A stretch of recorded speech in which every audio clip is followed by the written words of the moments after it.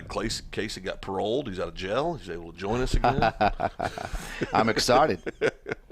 This feels right, Casey. Back in the saddle again, brother. This feels right. I was already throwing bait to you this afternoon, and you're already there calling. I'm getting a little wisdom on me over there. Yeah, I'm throwing softballs. I'm out of practice. You are out of practice. You are out of practice. Spell football. Backwards. Are we on the radio yet? Football backwards. ABFLLOOT. Now it's officially It's back. officially back, yes. And by the way, did you know that Alan Hennessy is the brother of Matt Hennessy, who's the manager of the Tulsa Drillers in Tulsa? And who, by the way, I thought Matt Hennessy coached Pawhuska. Alan Hennessy. They're brothers. Okay? And Did Matt used to be at Pawhuska? No, Matt's a baseball coach for the Tulsa Drillers. Is he the big bald guy? I don't know. That's Matt. But anyways, the connection there is that he was at Muskogee when Seth Luttrell was at Muskogee.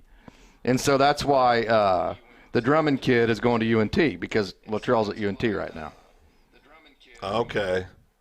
Are you following me now? I am. I'm following. Which makes the Pioneer woman happy, because now her boy has a Division I scholarship.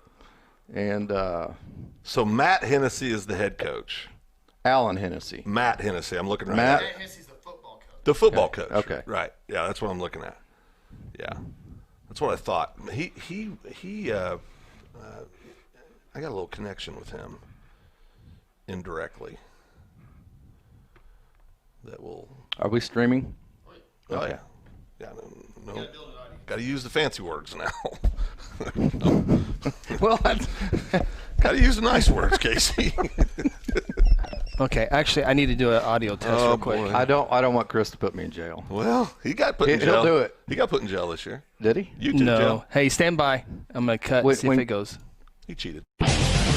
Oklahoma, huddle up. It's time to go inside the High School Huddle on Hot 93.7 FM and streaming worldwide on GuthrieSportsPage.com. The High School Huddle will take you where you want to go with coaches, players, your phone calls, texts, and tweets. Join the huddle and let's talk high school sports. Okay, we won't hear the commercials. I mean, our audience will, but we won't hear the commercials. So, all right. I can't do the show starts. Okay. All right. Phil, who's going to be the first one to comment? Facebook or YouTube? Facebook. Never mind. Facebook guy. Yeah, it's always Facebook. It's a better platform. Matt is my nephew. He's head coach. Alan is his dad. Yeah, okay. I knew Matt because Matt's the real Thank you, Florence. Florence. Okay, correct me if I'm wrong, Florence, but Matt. The show hasn't started yet. Okay. but- there we go. That's Yes, right. okay. But Matt is he's a very put together gentleman, bald-headed gentleman. All bald-headed men are wise. And Keep telling very, yourself that. very generous and giving.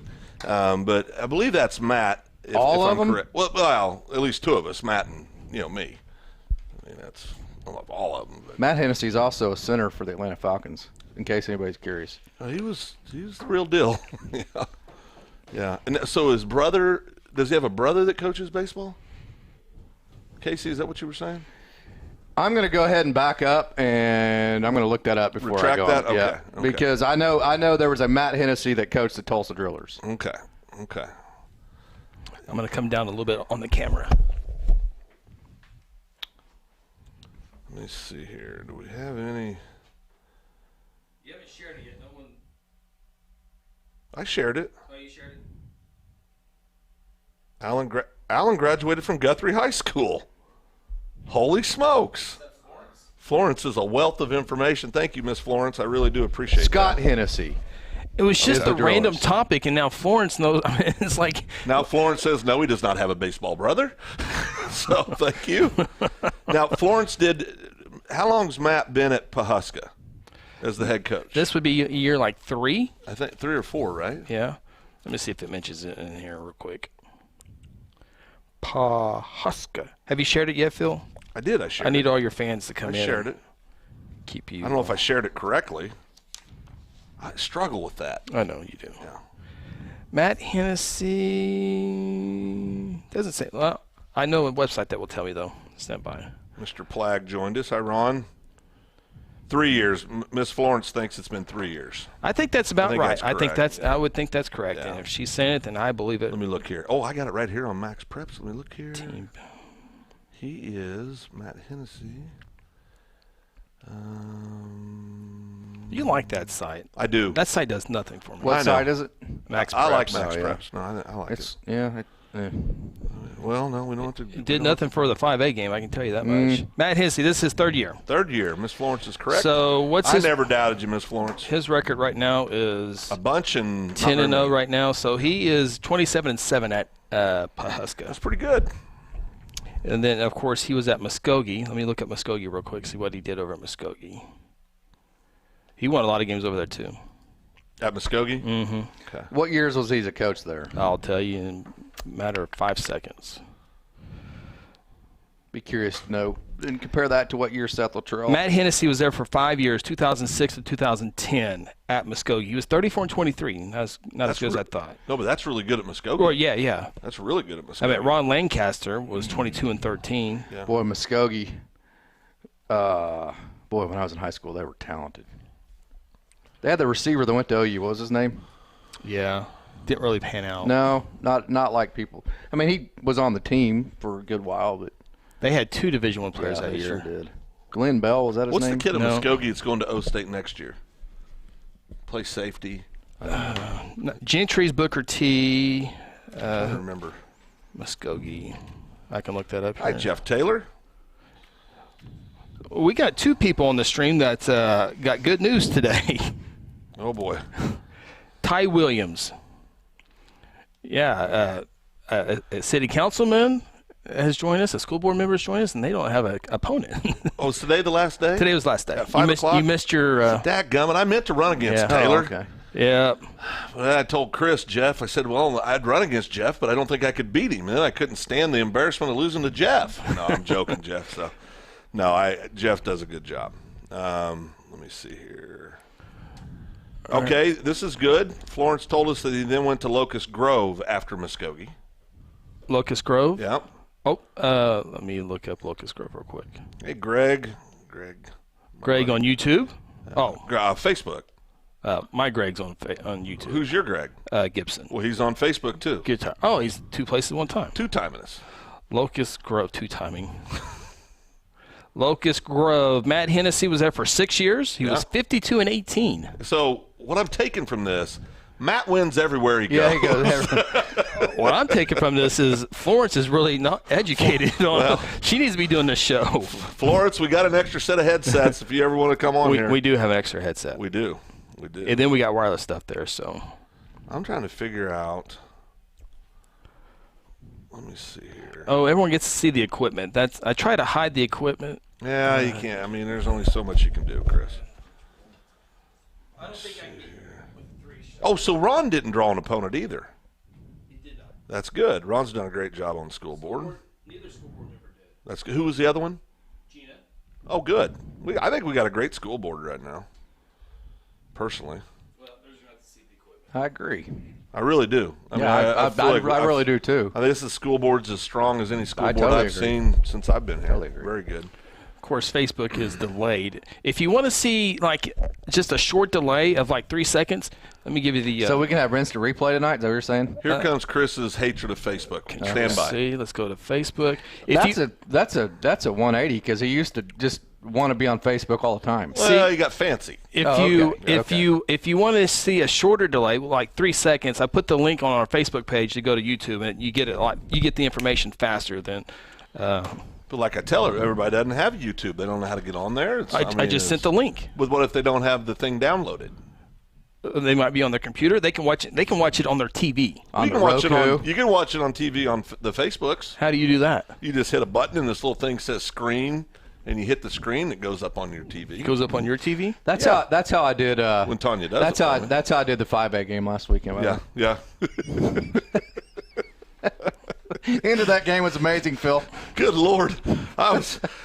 Casey. I had no idea it kicked you So off. Casey, my good buddy, I get on and I join. I get in. I'm probably going to get banned from it when I say this. Never mind. But I got on there, And Casey said, "Hey, do you have an account for NFL? I want to watch the game?" I said, "Yeah, here's my account login and stuff." And did you not read where I said I'm watching it right now? Well, the last time they gave us one, it was for multiple people. Right.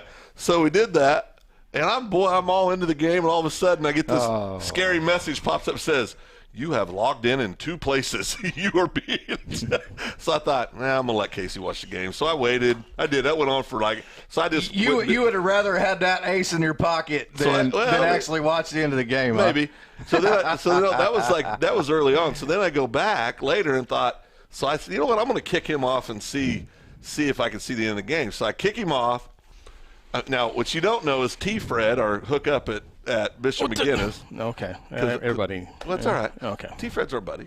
Everybody's going to be contacting T-Fred for information. No. That's private stuff. Well, it was. T-Fred doesn't give his number out to just any Joe Schmo. That's true. So, but anyway, so we're sitting there, and T-Fred was giving us play-by-play from the field. Oh, yeah? From the stadium. Well, not play-by-play. But, I mean, keeping us updated, right? Keeping us updated. And so right when I click on and I'm getting ready to watch it, they're going to come out of a timeout, and I look down and T-Fred says, McGinnis scores touchdown pass with like 11 seconds left. I look, I go, this is going to be great. It went away again. Freaking Porter locked back in and kicked me out. And then Evans texted that McAllister returned the following kickoff for a touchdown. Yeah. Oh, good stuff. All right. Justin Fortney's on here, so we can begin the show. Justin Fortney. I've heard of him. Justin Fortney. Is he a hippie? Not the Justin Fortney I know. Huh. Did he used to be a hippie? I don't recall. Huh. He drove by me on his bike the other day and growled at me. Literally. And when he growled at me, I said, hippie. He's a growler. He's a growler. Yeah. All right. I guess we can go ahead and start now. We'll hit the opening. Looks like the audio's set there. Streaming in both places is good.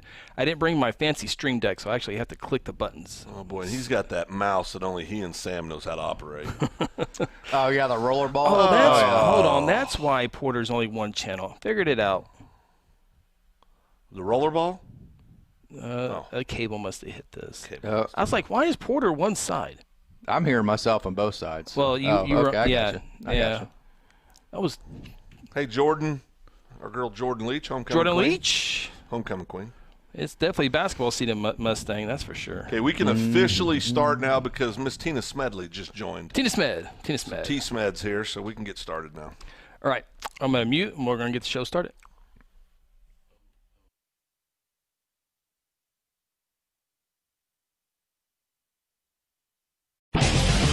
Oklahoma, huddle up. It's time to go inside the High School Huddle on Hot 93.7 FM and streaming worldwide on GuthrieSportsPage.com. The High School Huddle will take you where you want to go with coaches, players, your phone calls, texts, and tweets. Join the huddle and let's talk high school sports.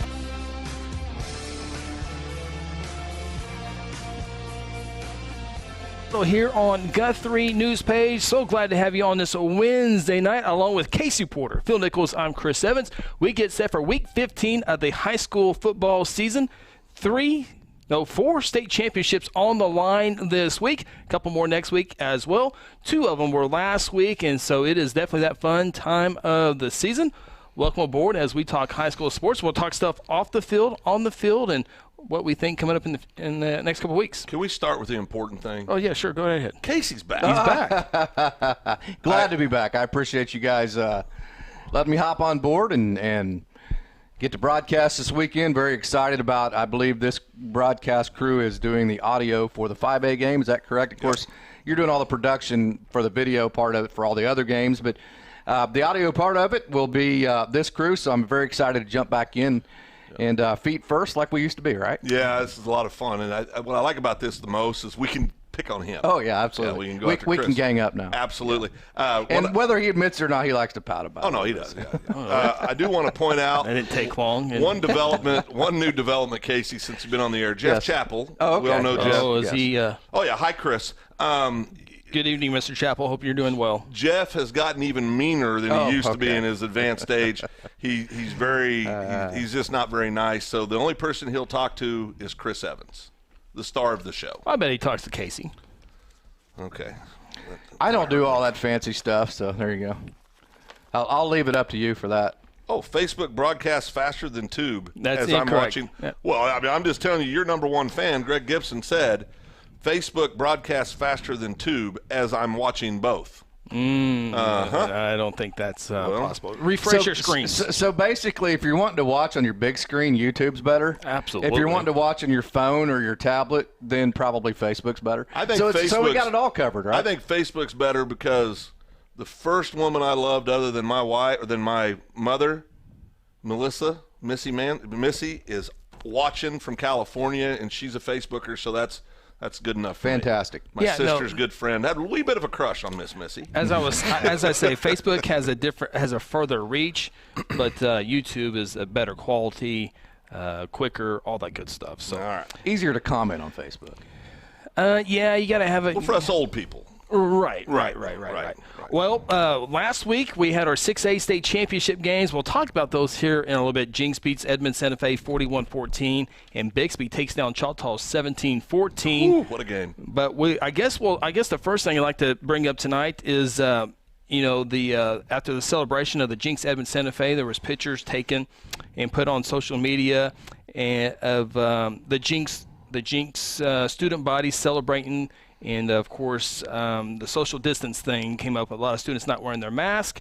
It prompted a apology from Jinx High School. It prompted a press conference for David Jackson, executive director of the OSSAA. And just a lot of back and forth on that. UCO limited the seating to 6,000 people, and UCO also had on the seats it had it separated of where you can't sit here. Obviously, the Jinx student body did not do that, and the other student bodies did as well. Jinx had a huge student body there on Saturday, but I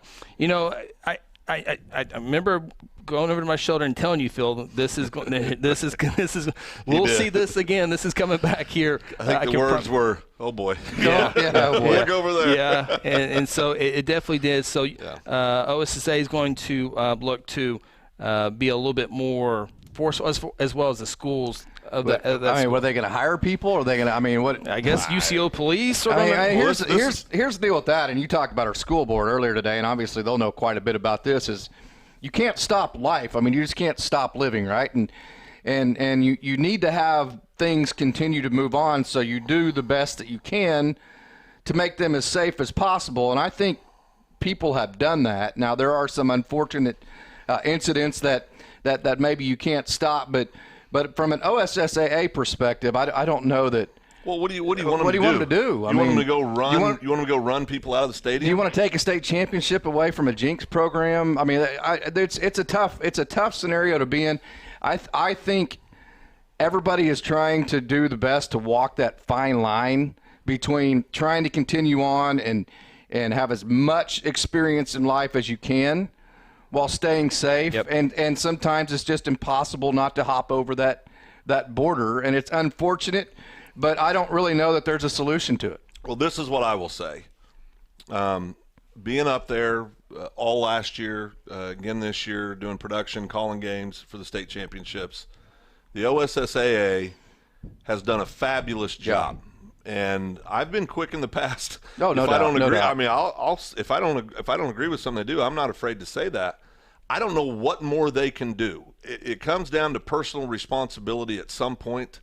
If you've marked where people can and can't sit, if you've told people face coverings, so your only other option then PA announcements and announcements on the video boards as well. On the video board. So your only other option then, I guess, is to take law enforcement and take administrators, and they're going to have to go police throughout the ball game, I guess, or not have the event. Have the event, right? And so I thought it was this is my opinion. I thought it was a cheap shot at the OSSAA. Yeah, I agree.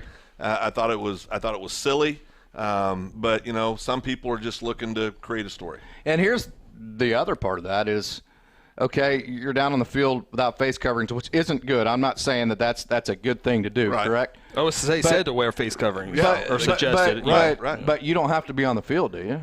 I mean, that's a personal choice to go down there on the field with all the other people. But this is what I want to tell you, though. Do you see what I'm saying, though? But I don't remember kids on the field after the game. No, you could not go on the field. They weren't on the field. Yeah. They stayed in the stands. What happens is the players went to the stands. Like every state title that Guthrie ever won. The point being is Guthrie, you don't have to be in the middle of that crowd. No, you don't have to be. The players ran to their friends that were in the stands with the gold ball like every team does and celebrated with their classmates. So I want to point something out too. Does Jenny Carlson really believe that these kids, this is the only time they've been that close together since all this started? I mean, there's just a lack of common sense in my view. So either tell them they can't come or move on. You're not saying it's okay. You're just saying that there's certain. That's not okay. Right. I'm not. I mean, we all got to be careful. We all know that. But at the end of the day, what do you expect the OSSAA to do? Correct. I mean, go put kids in headlocks and drag them out of the stadium. Cancel events. I mean, come on, man. Yeah. I mean, I thought it was a cheap. I would agree with that. I thought it was a cheap shot by the Oklahoma. Yeah. So we'll see how. Hopefully, it all goes well. And those are usually your most attended games. Your highest attended games, usually 6A games, and they allotted each school 2,500 tickets, and 6,000 total in a 10,000 stadium. They did not sell out for that game. And also in the south end zone, there was those big hills out there, and those were packed. I mean, they were spread out. People, and they were spread out. Absolutely. And I saw a couple reporters saying there wasn't very many people. The times I looked out there, I saw a lot of people out on the hill away from each other. They said there wasn't very many what now? People out on the hills. They were packed. Yeah. I mean, spaced out, packed. Yeah. I mean, they were right. They were packed while social distancing. Right. Yeah. I mean, I think what the school districts have done, what the school boards have done this year, what the student bodies have done. I mean, you think about this, and I'll talk locally where we live in Guthrie. Those kids lost 4 games this year because of COVID. Right. 4 games. Now, that's school losing 4 weeks of gate. Yeah. 4 weeks of concession. Sure. 4 weeks of all this stuff. And I think everybody in this state, from what I've seen, and I'm including Jinx in this, okay? I mean, they could have done better, but Jinx immediately owned it. They did what they could. I mean, you talk about a fine balancing act, and I just thought it was very arrogant for the Oklahomans, specifically Jenny Carlson, to sit there and call out the OSAA the way she did. I thought it was arrogant. It's kind of, as a coach, and obviously I am one, whenever people come to you with criticisms or problems that something's okay, I understand that you don't like the way that this is going. She wasn't even at the game. But right. Okay, so tell me what the solution is. Yep. Exactly. So unless you have a solution, we're not going to discuss, I'm not going to sit here and just listen to you complain about one thing after the other without a solution to it. So unless you have a solution, let's move on to the next topic, right? Hey, speaking of next topic real quick, there's been a name change to the show. It's now referred to, according to Ryan Cotting, fine, outstanding citizen of Guthrie, Oklahoma. Welcome to the Phil, Casey, and Chris show. Good job, Ryan. Good job. It's taken 47 years, but he did a fantastic job installing our scoreboard, by the way. Well, he's it was like 8 degrees the 3 days that they did it. And I don't want him to know this, but I kind of like him. I mean, I don't want him. And he was out in it the whole time. So. Oh no, he's hands on. I'm putting you on the spot because you're going to have to brag on him. Someone had to supervise. Yeah. Guess that's why it's the Phil, Casey, and Chris show. There you go. I love that scoreboard. Hey, let's real quick talk about the 6A1 game. We got a lot to talk about. We're going to dive into the 5A state championship game with Carl Albert McGinnis. We're also going to dive into the Class A state championship game with Cashin. And so we got a lot of great stuff going on here, but we do want to skim over what Semi-final game. I was going to say semifinal. Oh, I'm sorry, Cashin State semifinal game. How good are those going to be? Wow. Those Final Four, as expected, are there. But Edmond Santa Fe, boy, they take the opening kickoff. Angelo Rankin goes 86 yards and here we go. West Side hasn't been done since 1995. It's going to be a good day. Come on, for the West Side. The Wolves are 4 blocks from their high school. They're feeling good. And then Jinx. Then the Wolves got dispersed. Funny you say that. We're normally the show's on KSBI 93.7, and Rex Holt, our dear friend, is the wrestling and baseball play-by-play guy for OSU. And about 10 years ago, in Frank Anderson's term, we're playing Texas, and they've got stud after stud after stud, and he's going over he's so good at going over the 9-inning recap of the game, and he can just do it by memory, and it's amazing. And he goes, Coach Rainwater and I were listening. We just laughed all the way home.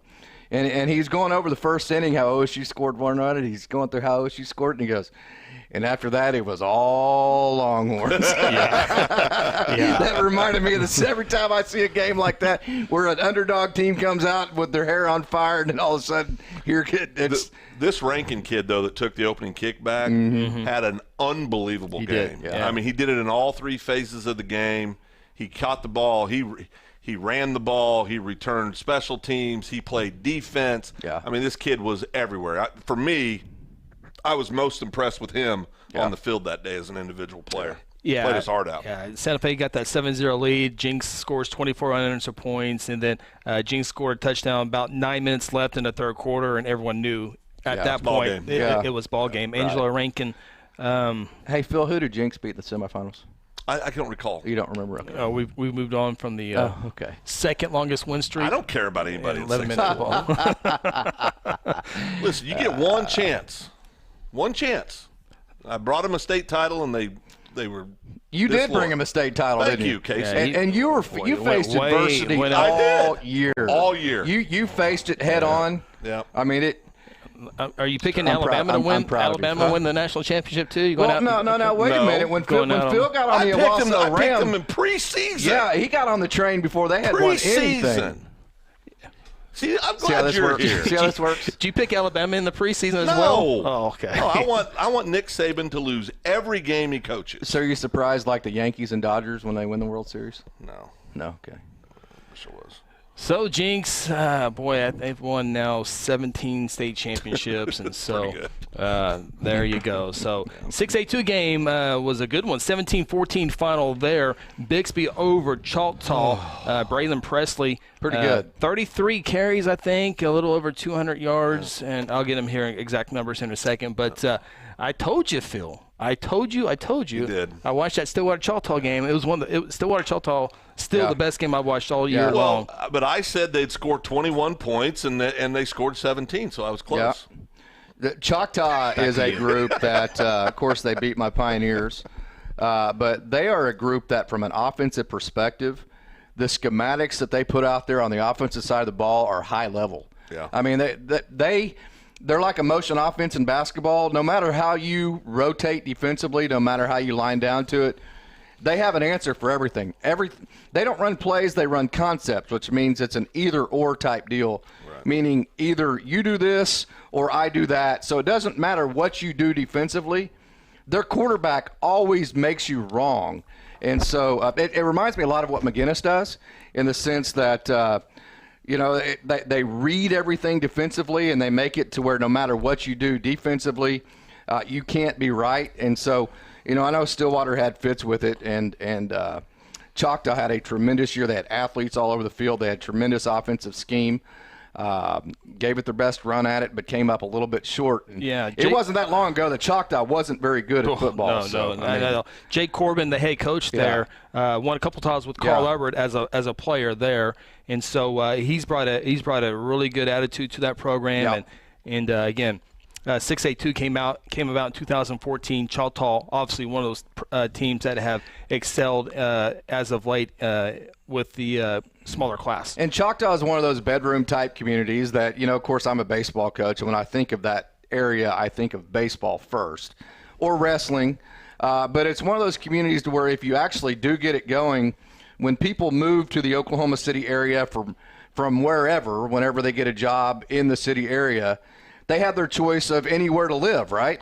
And so if you have a reputation of having this or that or this or that, you could really get a ball rolling because you get all these people that move in and they choose your district instead of maybe a Carl Albert or instead of maybe a Dell City. Choctaw butts up right against that Mid-Dale school district. So that area has a lot of potential, which the better Choctaw gets, the better it becomes for Hera, because then Hera gets a bunch of kids maybe in Choctaw that don't get, so I mean, that's an area of the world that really has exploded in the last 20 years. That has a lot of potential. Well, Choctaw's got the quarterback too, Still Wasso. He was, he's 17 of 26 passing. Did have 2 interceptions, 324 yards, and a lot of this Choctaw roster is coming back next year. And a lot of the Bixby rosters coming back. I mean, they're both got a lot of sophomores on their club, a lot of juniors, but talk about Steele for a second. First of all, what a name. Great football name.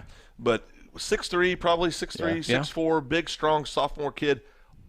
uber competitive. I mean, he's smart. Oh, very smart, but I mean, uber competitive. Yeah, no doubt. I mean, he is. Where he's probably going to have to learn how to control it a little bit because more. they turn into turnovers. He's going to have to control his emotion, right. but you want him to harness it. You don't want him to correct. lose that, because that's what makes him such a gamer. I just kept looking at Chris going, holy smokes, this kid is just a gamer. Yeah. I mean, he just does not give up on a play, which can scare you Because at it can times. lead to turnovers, because Absolutely. he tries to keep a play alive when it needs to go down, then he throws into coverage. He's like a high school Brett Favre is what he looked like It out reminds there. me a lot Just- of OSU's quarterback, what he Well, tries to do. Yeah, He got sacked 10 times too. Yeah, right. Trying to make something Absolutely. happen. Yeah. Trying to make And then you end up fumbling because you're getting, that kind of stuff. But Chris told me the week before, because I made the grand statement that this was Bixby's. Let's go ahead and mail him the trophy. We don't need to all get together. There's no way it's going to happen. Casey, I even said I'd grow my hair out if they lost Is that the game. humanly possible? Well, from halfway back, yes. It wouldn't be a good look. And so Are we promoting a new hair growing product now, or what's going on here? No. Okay. I felt pretty confident, and then Chris started preaching about this defense, and then we start the game. I looked at Chris, and I leaned over, and I said, should I part on the side or in the middle, was what I asked him. But I was nervous, and I thought Choctaw can score. I thought Bixby would roll in there and just browbeat him. Yeah. And let me tell you, that was one of the most entertaining games I saw all year. I won't say it was one of the best games, best played games, although it was a good game, but it was entertaining. I mean, it was a very, very Choctaw exciting game. was the 6A2 version of what I saw in 5A with Collinsville, Yes. in the sense that they used their offense to overwhelm you, and they score so much that they get your offense doing things you don't normally do, trying to keep up, and then you end up making mistakes trying to keep up with them, and then that makes their defense play better. Yeah. Those two teams, to me, kind of were mirror images of each other as far as the just kind of the philosophy behind how they get you down in a game. Yeah. Yeah, we'll talk Collinsville in our next segment. As They were good. Guthrie obviously had them within the week. Last week, Carl Albert had their chance at them, and that was definitely by far the second best team that Carl Albert played this year. That was Bixby. a frustrating game if you're a Collinsville fan, because literally they moved the ball up and down the field. Then you finally claw your way back. You had some bad things happen. You're down 10. You got down 17 twice. You're down 10. You have the ball on Carl Albert's side of the field, and then just an absolute fluke interception for a return gets you down 17 again, when it looks like you're getting ready to only go down 3. If Collinsville just scores right there and it's a 3-point game, the way that they're moving the ball up and down the field, game on. Yeah. So it was a very frustrating night if you were a Collinsville Cardinal fan, because you felt like you could have won that game. Yeah. And we'll get to Collinsville next segment. Finish up the Bixby Choctaw game. Braylon Presley, who my vote would be the player of the year in Oklahoma. Braylon finished with 33 carries, 210 yards. It felt like he had 45 yards. Well, that was the whole thing in the first half. We're sitting there going, man, One touchdown. They did a great job containing him. Right. Man, they're really shutting him down. We looked at the deal, 185 yards. Well, in the it first took half. because 6 yards per carry. It took him that many carries to do it. Yeah. So it wasn't like he was going for 18, 19, 25. But think on about it, spectac- 30-some carries, he's still averaging over 6 yards a carry. 6.2. Correct. But for a guy like him, you're expecting him to do this, Well, and then break one for 80 about every third run. Right. And that, so. And he did, and he broke a couple. And I'll tell you, when I knew this defense, because that's what Chris was bragging about, was the Choctaw defense. Yeah. If there was two kids that Presley's breaking down the sideline, you're going, okay, he's gone. Took absolute perfect angles to him and could run. Yeah. One was that number 2 kid's going to OU, pretty good athlete himself. Yeah. Took a perfect angle and caught him. Didn't run him down from behind. Yeah. Took the perfect angle. Right. Although Had to, yeah. Yeah. Pursuit drill. So I'm just telling you, Choctaws, whatever they're doing in Choctaw, whatever's in the water, keep doing it because it's working. It's called Jimmy's and Joe's, yeah. Oh, boy. So Choctaw finishes 9-4 on the year. 2 losses to Bixby. Yeah. On there. I'm gonna bring this back up with you, and I know you've reversed course on this, but Choctaw is they're a product of not having 32 teams in 6A anymore. Yeah. Yeah. Yeah. Meaning, if you're still having to defeat Jinx, Broken Arrow, then you don't get any of those kids to move into the district. Yep. You don't get any of those kids to even come out. Yep. And because now you have a chance to actually compete, you can take a place like Choctaw And you can convince kids to come out. You can convince parents to move into your community because now you have a chance to do what they did this year. Yeah, I was very hard when they opened that up. I was sarcastic about it. I was critical of the decision. I've told Chris 6A JV. Yeah, 6A JV. I've told Chris over the last few years, I think it's the best thing that's happened to high school football in the state of Oklahoma. And of course, me graduating from Stillwater, as soon as they said it, I was like, oh, thank God. I mean, goodness. So Bixby has won. 6A2 has started in 2014. So that is 7 seasons of 6A2. Bixby's won 6 of them. And it took. But and what I'm saying to is, win 7 next year. It took a place like Choctaw 4 to 5 years in a 6A2 setting to build up depth, to build up reputation enough to get kids that they can compete like that. I'll say it right now, and I'm going to offend our friends in Stillwater. Barring major injury, we saw a preview of next year's state championship game. I fully expect Bixby and Choctaw to be back there next year. Yeah, it'll be just athletes. And I'll tell you, every level, but especially the lower level you go, when you have the guy at quarterback that can make everything go, you're tough to beat. Because first of all, you're probably not going to give the game away by turning the ball over a lot, right? Because your quarterback makes the right decision. And then you put that with a double whammy of not only does the kid not turn the ball over, he also makes plays on the other end of it. Right. That's very tough to match at a high school level because not everybody has that amount of skill. Right.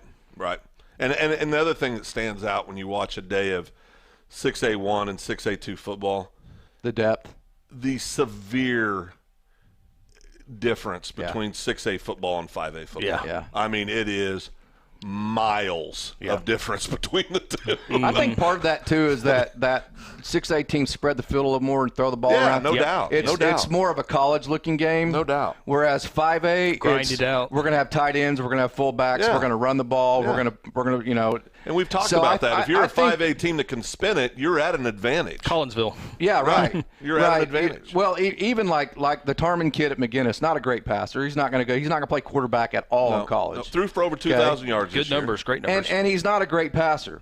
But he was able to throw one because they were able to run better and they got matchups in the secondary because of that. But two, just simply because 5A defenses don't see that. I mean, they don't see guys like the Taft kid at running back being able to swing out of the backfield and catch a pass, and guys just throwing fades and going up and catching balls. And where it really stood out to us is we went over and watched Carl Albert play Bixby, and we were on the Bixby sideline during the game, and it took all of about a half a second to go, ooh, this one here is built a little different. Yeah. I mean, because Carl Albert at the time had lost one game in 53 games, 52 games. And a great high school football team. Right. I'm not being critical of Carl Albert, but it's just it's visible to the eye. The speed of the game is so different. And if Carl Albert had to play that schedule, then they probably would look like that too. They would adapt to it. Yeah. You know, over time, but like Choctaw. But the difference is this: the big boys up front did not look the same. I don't disagree. And there's a lot more depth, and there's all that just with enrollment and numbers. But I will tell you that we'll get into that defensive line for Bixby looked like a small college defensive line. Yep, they are. I mean, they're freaks. I mean, they're absolute freaks. So what was the college team about 5 years ago to where I remember the announcer said it. I texted you. The announcer said, if you just take this team right here and everybody on this team becomes a college team, you don't change. They're going to be ranked like number 25. I mean, just these kids, if you put them in because they were that talented. And that's kind of what you're saying is if you if these kids are so talented that if you just leave them together and put them in a weight condition, it almost becomes like a college team because they're used to playing together. They have that kind of meshing unit together, and they have enough depth to where they can compete. They can provide competition. I guarantee you, Bixby, and I'll speak to them because we saw them more this year, so I know more about them. But I guarantee you, on this Bixby team, if you look at the starters, if you look at the 22 starters just in the two primary, offensive defensive side of the ball, I guarantee out of those 22 kids, there's 13 of those kids that could play college football somewhere. Absolutely. Sure. Yeah. I mean, they're just. I mean, listen. And if you took the whole team, even the kids that can't play in college, and then you put them on, say, it'd be a great team. They'd still be a good team. That's what I'm saying. Yeah. Great high school football. That's how talented they are. No we doubt. need to take our first break of the show here. Oh, it goes. It's the fastest hour in radio. Well, when we go over an hour when we're on our YouTube feed here. But also, if you're wondering, yes, Bixby's in 6A2 for at least one more year, and then they'll win titles in 6A1. Then they'll start winning titles in 6A1. So which 5A team moves up then? Well, Enid will gladly move down to 6A2. Okay, yeah. They would gladly move down. Rashawn Woods, yeah. They would gladly move down to 6A2 and get rid of Jinx and Owasso so they can play Choctaw. No, you know what? It's fun playing them. You know, it's a good gate. All right. Stillwater and Enid was such a huge rivalry in the 80s and 90s. That was such a huge rivalry. The good old days. And Enid can join Ponca City again. And God, Enid was good. Late 70s, early 80s. Greatest time in the history of the God, Enid was so good back then. PJ, the Fleece kid, Mike Fleece, and the PJ Mills kid that went to OU. Oh my gosh, they were good. Linebacker went to OU. Fields, I think his last name. Yeah, Lido Card. Yeah, You know what's fun? The greatest story, and this was just a happenstance. Okay, I think. You remember the last time we did a game in Enid? I do. And every light bulb and you know they have all these all-staters and they have names on them, right? Yeah, right. Every single one of them was dark. And the only one that still had lights on him was Lydell Carr. And rightfully so. Absolutely. Right. I remember in 1983, my dad had not made the Big 8 yet. Okay, back, I think it was 1982, actually. We went to Marshall, Oklahoma. I got to hang out with my cousins. My dad went and refereed a football game in Enid. Okay.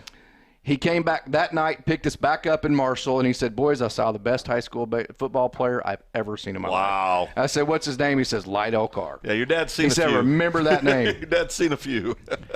Okay, first break. Pastor Josh is on here. Yeah. I saw something about him talking about no love for Chris. Well, now, when did love start for Chris? I mean, he's the one that started all this. I think what he's referring to, because I want to get this right.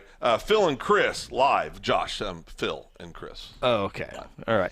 Well, I guess we're still sponsored by Generations Church. Our title sponsor this year on the High School Huddle is Generations Church. We invite you to check out their website. They're also on Facebook. Just search them. You can find them there. And we appreciate Generations Church all season long here on the High School Huddle. Take a time out. Come back with more, including we're going to break down Carl Albert and Bishop McGinnis. Woo! No, it's not a rerun. This is it's a different Rinse year. And repeat. Yeah, Rinse and repeat. All right. This is the High School Huddle here on Guthrie News Page. At Generations Church, we exist to love God, love people, and serve both well. We're a multi-generational, multicultural church that believes in being a light to our city and our region. At Generations, we don't believe that church can be put in a box. We're a church that accepts all people from all walks of life, young, old, rich, and poor, and you will feel welcome at Generations. Join us at 10 a.m. every Sunday at 2524 West Noble in Guthrie, America. You can also join us at generationsguthrie.online.church. Today I'm sharing Golden Chick with the world. Are you ready to taste Golden Chick for the first time? 100% tenderloin, that's where the golden tenders come from, marinated for 24 hours. It is amazing. Then we also got the rolls, made fresh. It feels like they were just baked. You know why it feels that way? They were. Every time I go, I like to get extra rolls, so I love it. Mm-hmm. We are being kind of photobombed right now by the one and only Clucky. Have you met Clucky the chicken? Don't get too starstruck. He's just a regular guy. One taste, and you're golden. He's on Tender. That's like a chicken dating app. Sometimes you need immediate care and can't get in to see your doctor during regular hours. With Mercy Convenient Care in Guthrie, you can walk in without an appointment and get the medical attention you need at a lower cost and with shorter waiting time than your local emergency room. The Mercy Convenient Care is located at 2919 South Division. For any concerns, call 405-282-6301. Services are provided by Mercy Hospital, Logan County. Choose Guthrie. Choose Mercy. Aspen Roofing is a family-owned roofing company with more than 20 years of experience and achievements across Oklahoma. Aspen Roofing takes pride in the personal service we provide on each job, and we strive to maintain the highest level of quality while offering our customers a reasonable price. It is our commitment to help you understand the process of getting a new roof from start to finish. Call Robbie Hudson for a free roofing estimate at 405-562-0026. Exxon was founded by 2 combat-proven veterans to help businesses grow from mediocre to exceptional. We know from experience that your culture and trust throughout the organization drive superior performance. Most business owners focus on the urgent rather than the important. They are just struggling to survive. The team at Exxon helps owners identify challenges, build solutions, and focus on growth. Do you trust your team? Does your team trust you? If not, we can help. We are Exxon. Hey, you in the third row. Yes, you. When was your last dental checkup? Dr. Louis Turney and his staff provide dental care in a fun, relaxing environment. Still not convinced? Prefer to sleep through your appointment? No problem. We can do that too. Our staff can ensure you have a relaxing experience no matter what. Got kids? Hey, so do we. Come see what all the moms are talking about. Our kid-friendly staff loves to provide care to even the tiniest of teeth. Give us a call today. We've got the whole family covered. Give Dr. Louis Turney a call at 282-7600. For centuries, it was a windswept prairie until the run of '89 saw settlers scramble for land and life in a newborn town as Oklahoma's territorial capital, Guthrie. Bank First is loyal to the preservation movement that reclaimed Oklahoma's first state capital. And we're loyal to the banking legacy born at the corner of First and Oklahoma streets. Bank First. Loyal to Oklahoma. Loyal to you. Welcome back to the High School Huddle. Join the huddle yourself and let us know your thoughts by calling our toll-free number at 1-800-897-3678 or simply tweet us by using the hashtag OKHSHuddle. Now let's get back in the huddle and talk high school sports.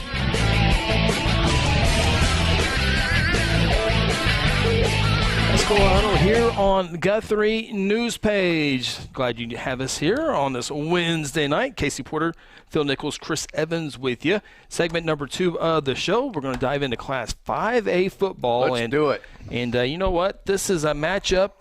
We'll talk about the semi-games here, but it is Bishop McGinnis taking on the Carl Albert Titans for the 5A state championship. This will be the 4th time in the past 5 years that these two teams have played in the title game. More on that here in a little bit. But Carl Albert took on Collinsville, guys. Collinsville made the trip. Carl Albert was the 1 seed out of 5A2, and Collinsville was the number 1 seed out of 5A4. Yeah, 5A4.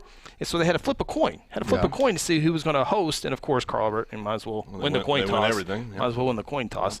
And they both have turf, so it didn't really matter from that perspective. Right. Yeah. Collinsville's turf's too shiny. It's shiny. Yeah, it doesn't look good on TV. I can tell you that. It doesn't look good in person either. Yeah, okay. Yeah, no, it doesn't look good in person. Remember when Nebraska? Shiny like my head. You remember when Nebraska put in the first time they put in that field turf? That's what it reminded me of. It just didn't look right. It looks like it's been raining and it's wet, it's glistening or whatever. But it anyway, looks slippery. I want to let everybody know the great offensive coordinator, former offensive coordinator, Scott Mick has joined us. Is he playing video games right now? So learning his new plays? Everybody, get your P's and Q's right because we got a pro on the show now. Absolutely, he was just a fantastic offensive coordinator. Speaking of pros, Carl Albert wins at 45-28 at the Palace on Post Road. It was a lot closer than that. I'm telling you, Collinsville had some things go wrong for him in the first half.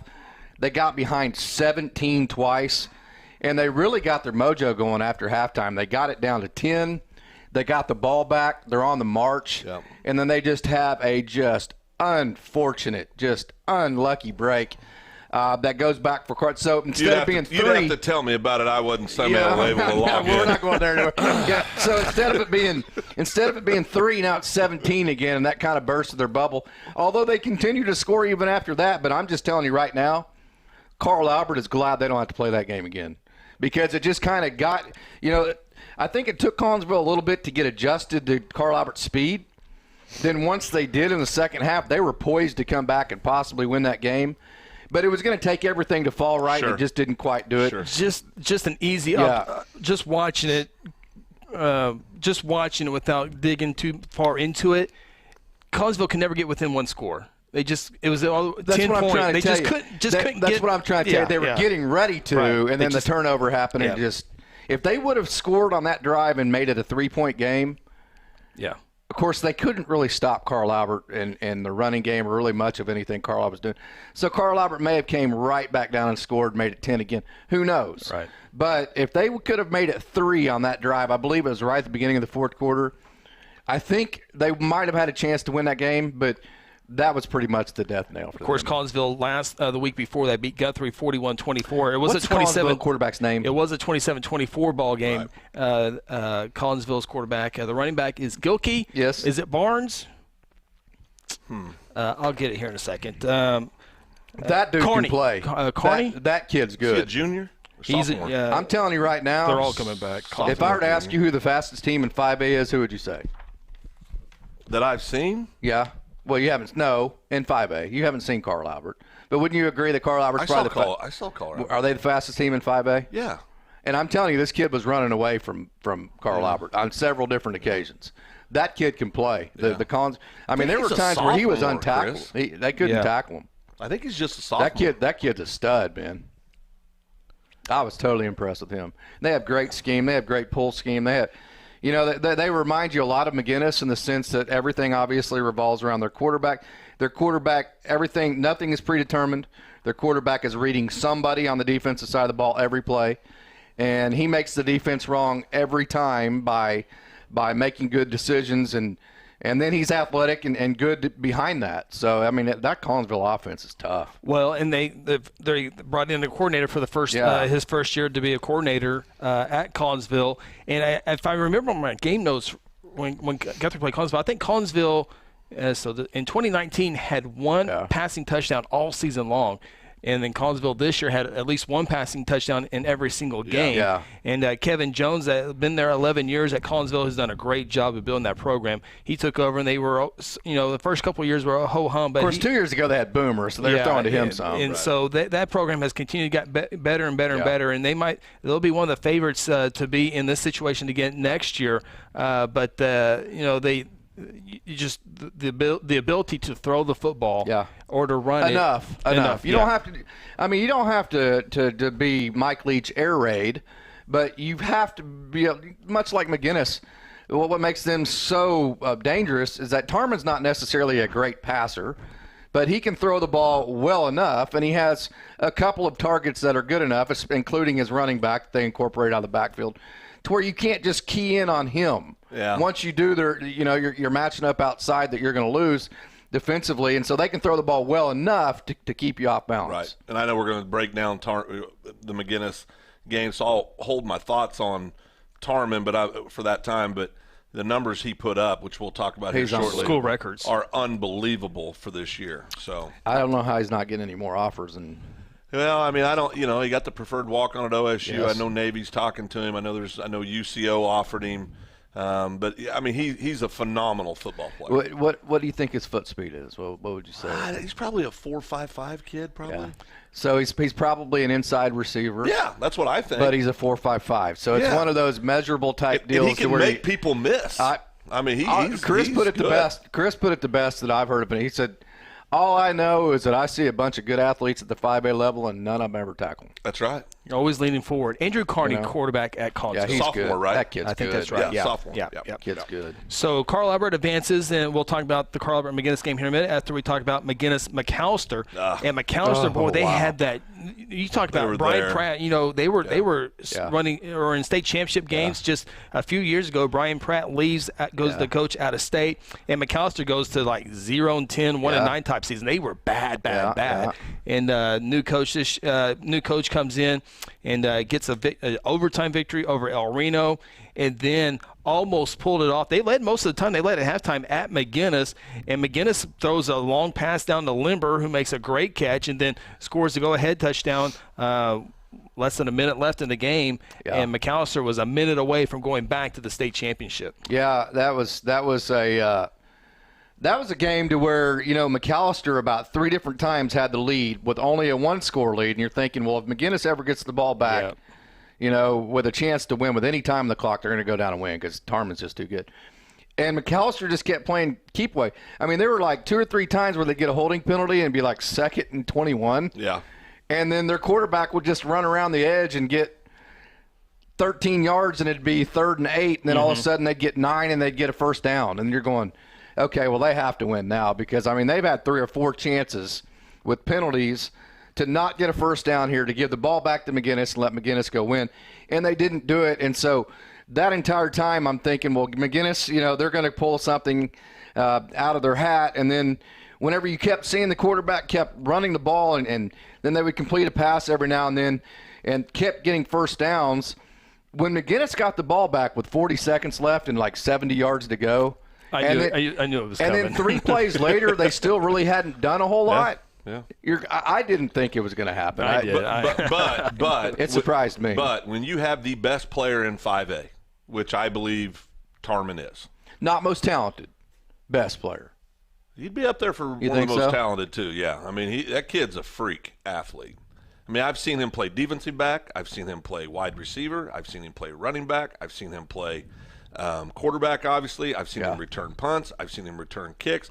Pretty sure he gets the water ready. Yeah, I'm sure he didn't put the cones out. Remember, he has to work on his punting. Yeah, got to work on his punting a little bit. But we tease he had a bad punt. One bad punt. We found something that he couldn't do very. But the kid throws for over 2,000 yards. He rushes for over 2,000 yards. To me, he is hands down the MVP of 5A. No doubt. I mean, he's a stud athlete.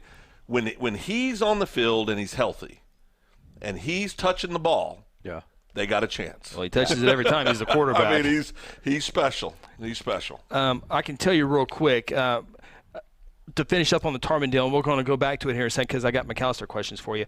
Luke Tarman has surpassed the single-season rushing record for Bishop McGinnis, 2,225 yards this season. He also passed for 2,034 and 51 touchdowns. You talk about a balanced deal. When you think Tarman run, well, he's thrown for 2,000 yards and he has 51 touchdowns. It just when you see the numbers, you're like, I know the passing. It doesn't seem like it's there, but it is there. But real quick, we'll talk about plenty of Carl Albert and McGinnis here after you guys saw McAllister spurts of them.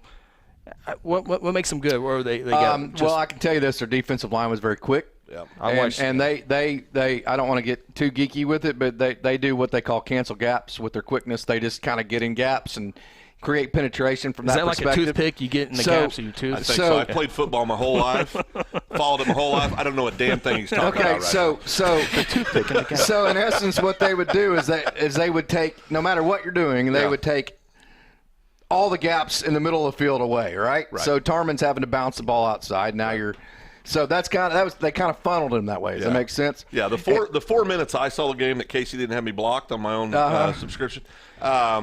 No, the thing that stood out to me was I thought that I think 2 things happened. I think you're exactly right. They're a smart football team, and the schematics were very good for them too. I mean, the coaches had them in the right places. You could tell they were prepared. Yeah. But I also think they played probably one of the best football games they played this year. Yeah, well, they played really well for them. Their offense came back from behind in overtime. So for what McGinnis does defensively, the way that McAllister runs offense with their read option game, with their quarterback and their power game, it's set up perfectly to play keep away, which is what you have to do to beat McGinnis. Right. You're not going to beat McGinnis with their offense on the field, right? Right. So you have to get a lead, and then you have to get the ball back, and then you have to go first down and 10, second down and 6, third down and 2, first down and 10. Yeah. Does that make sense? It does. And just play keep away, which is exactly what McAllister did literally all night, and they did it almost the entire fourth quarter and just gave McGinnis a couple of ticks too long. Yeah. I lied. Not 0-10, 1-9 for McAllister. They were 3-7 in 2017, and Coach Forrest Macy brings a lot of energy. I've seen one interview on video somewhere, but I follow him on Twitter, and I can just see the energy that he has there. Forrest Macy there at McAllister. So here we go again, guys. 4th time in 5 years. It's Carl Albert against McGinnis. We will have the broadcast of the game on the NFHS network. But Carl Albert leads the all-time series 13-4 and have won the last 5 meetings in this contest. So here's another note. And when you talk Class 5A football in the last 15 seasons, who do you think has won the most games? Pretty easy there. Do what? Say it again. Who's won the most games in the last 15 years in 5A football? Well, Carl Albert. 154. Second? Collinsville. Yeah. 15 years? Last 15 seasons. Guthrie would be close, wouldn't they? Bishop McGinnis. McGinnis did. 151. Third? I don't know. Guthrie. Yeah. Ooh. Guthrie, Carl Albert in the last 15 years has won 154 games. McGinnis has won 151 games. Guthrie has won 140 games. Lawton Mack, 139. Wow. So, so here we go. And you talk about a matchup of the quarterbacks going into it. Ben Harris versus Luke Tarman, senior versus senior. Both teams know each other so well. Yeah, they do. And, it's a rematch from earlier this season when Bishop McGinnis went to Carl Albert and took it to the Titans in the first half, only to see Carl Albert score, I think, 40 unanswered points. Carl Albert eventually pulled away and won by 3 touchdowns, 56-35. But McGinnis has shown they can put Carl Albert on the ropes for 2 quarters. Can they do it for 4 quarters? That's what we'll try to find out on Saturday. Yeah, and I think for me, the best player on Carl, we talk about this, usually in high school football games, the best team usually wins, right? Usually. Sure. And so the most at any level, really. Yeah, but I mean, there are some levels that, coaching matters more than others. Yeah, right. I mean, it matters, obviously. Well, 10 under YMCA basketball, I mean, the ability that – The ability to go box and one? Yeah. Okay, yeah. Go ahead. I'm done? just saying coaching. He's got a ball. Okay, Casey, the sidebar here. In his office, Chris has a basketball, and it says something Coach of the Year, Chris, and it's all handwritten in black Sharpie. It was a gift. And from yourself. And then you look That's down, false. and there's a black mark. You are fake There's news. a black Sharpie that's sitting right there. Who in the right mind gives himself a basketball that writes Coach of the Year? It was a gift to me. I did not write it. From Sam. Yeah, it his was wife. not from Sam. No. Oh, okay. But you're spreading fake news. It's my story. Tell it the way I want. I think the most important thing for me is that Carl Albert, the Bazell kid, is their best player, right? He would be a close second to the Tarman kid for me for Player of the Year for 5A. Now, what makes him, and Chris's argument's a good one, he starts at linebacker. He's their best defensive player. Yeah. He is their most explosive and best offensive player, I think. He doesn't get the touches because he's playing defense, but but when he's out there, he looks like a man amongst boys. I think those touches are coming. You know what's funny? His older brother, Johnny Bizell, who won a state championship. There's been 108 Bizels. Yeah. This one is more in the body type of his father, Johnny Bizell Sr. Bigger boy. Yeah, right. Yeah, bigger boy, and he can run. Yeah, no doubt. So I think this is going to come down to what Chris said. Can McGinnis go out and score 14 points a quarter, right? Or at least in 3 quarters score 14 points each quarter, and maybe sneak 7 or 10 in there in one other quarter. I think they're going to have to be in the 40s to beat Carl Albert.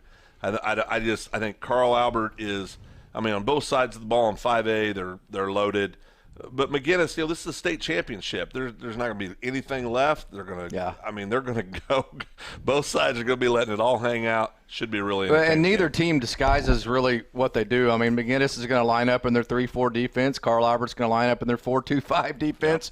And they're going to run the same defense that they've ran for as long as their coaches have been there, and they're not going to change. It's going to be one of those, we talked about Tarman. He's able to, of course, his numbers are fantastic, but make no mistake about it, Bishop McGinnis's offense revolves solely around Tarman being able to run the football. They put those 2 H-backs in there. Which, if you were the head coach, you do the same exact thing. Absolutely. And then they run that little pull scheme where they pull the 2 H-backs away from the which way they're blocking, and then Tarman can either give it off or he can keep it behind. So they have all that kind of misdirection scheme in them. And Tarman's able to read it and make the right decision. And so they're able to throw the ball because they run the ball so well.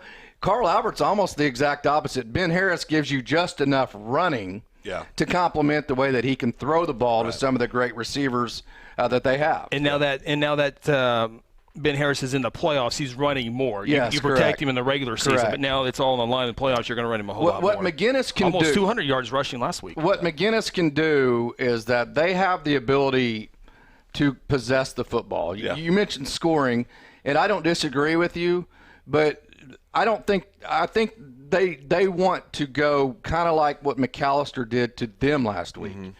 They want to go 1st and 10, 2nd and 6, 3rd and 2. Yep. First down, and then the next time Carl Albert gets the football, there's only 3.5 minutes to go in the first quarter. That's how maybe you get a turnover. That's how Piedmont upset Carl Albert last season. They that's just didn't the touch recipe. The ball. Yep. And they have the exact type of quarterback. They have the exact type, Taft, the running back, the Millwood transfer. They have enough possession type pass scheme in Paul Tarman, to where if they do get behind the chains a little bit and it's 3rd and 7, they can complete a pass to get a first down there too. They have the exact kind of kryptonite that could possess the football enough to beat a Carl Albert type team, the way Collinsville did as well. But the thing that's going to make it tough is Collinsville runs almost the exact same type of defense. Yeah. But I do think offensively, if McGinnis is going to win this game, they're going to have to do it by playing defense with their offense. Does that make sense? Yep. And just kind of going chunk by chunk by chunk and keeping the ball away from that Carl Albert offense. Phil, you said McGinnis has to score 40 to win this ball game. I think so. You look at the 17 meetings between these two schools dating back to 1987. McGinnis has scored over 40 points one time. Yeah.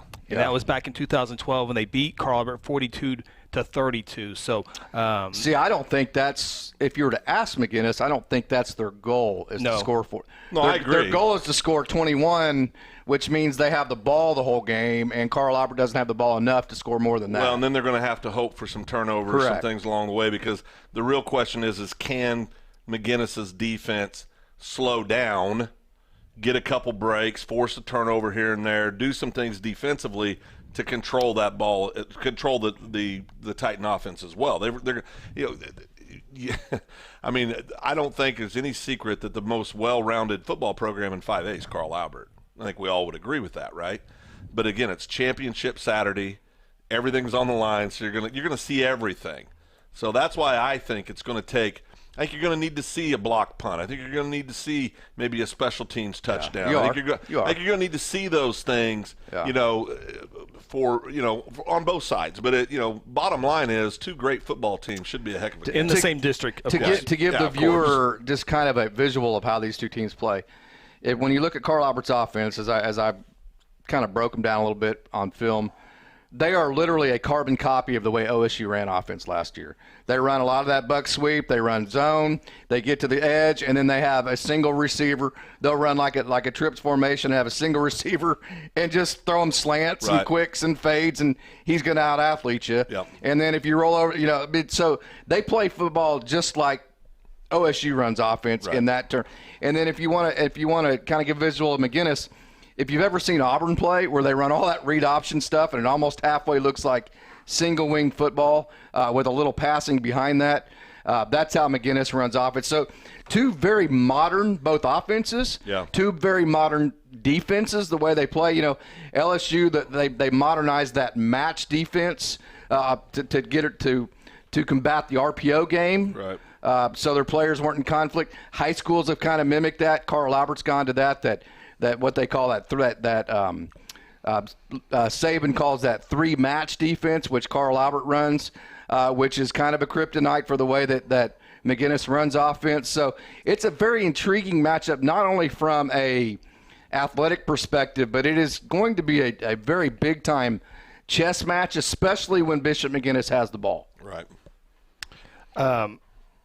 By the way, Carl Albert going for their 5th straight state championship, and they've done it one time before, 97, 98, 99, 2000, 2001. Mike Corley, 51-2, has won 96% of his games. He's pretty good. And how do you replace Gary Rowe's 78% winning percentage? Well, Mike Corley's done it 96%. And then you look at McGinnis. Well, how do you replace Kenny Young, who won 78% of his game? Justin Jones won 75% of his game. Brian Pierce is 30-8 at McGinnis and has won 79% of his games. Another thing that McGinnis does to you is that they out-formation you. I mean, it's just like your head spinning by the end of the first quarter because it's like you've seen this and you've seen that. And their kids never make a mistake as far as how they're supposed to line down. And it's a very complicated offense. And what makes the game interesting is because Carl Albert knows all that. McGinnis knows all that. They do. They see each other every year. And having said that, like I said at the beginning, both teams are going to do what they do. They're not going to change. Yeah. And the other side knows what it is. And so at that point, typically speaking, it comes down to Jimmy's and Joe's, which has been the advantage for Carl Albert most times. And I think you're efforting this, aren't you? On the it is in my game notes. Yeah. Okay, go right ahead. I was building up the great question. Yeah. Scott Mick. Great question. Carl Albert, when they get to the state semifinals. Semifinals? Yeah, when they get to the state semifinals, they've never lost. Never lost. Once you get to the state semifinals for Carl Albert, you're guaranteed to win. Which means if they have a good team, they're going to be better than you. The only time that you're ever going to beat them is when they have had injuries or some kind of freakish deal to where they're just simply not as good as they normally are. Let me get this straight. They've never lost a semifinals game or a finals game. They've lost one final game. So they lost one champion. What year was that? Do you know? I don't know the year. I would have to dig a little bit further. So they've only lost one time when they've made it to the state championship. What year was it where Lawton Mack had the ball at midfield? 2006. With the lead and fumbled? Yep. Oh, my gosh. I still remember that game like it was yesterday. 2006. Okay. I got a Carl Albert question for you. Okay. Last time a Carl Albert team did not qualify for the state playoffs. The state playoffs? What year was that? There had to have been like 78 injuries. I'm thinking, wasn't it like 2000? Nope. Oh.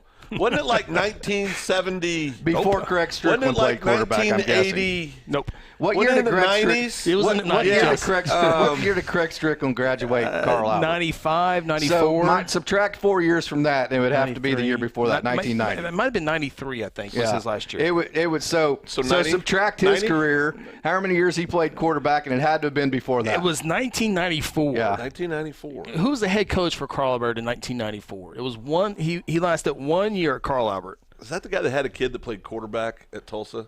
The coach when Carl Albert did not make the playoffs in 1994 was Todd Graham. That's the guy that had the kid that played. Head coach Todd Graham. And I'm not sure what happened. I'm not sure what happened in 1994, but Carl Albert didn't make the playoffs when they went 7-3. Yeah. Oh, wow.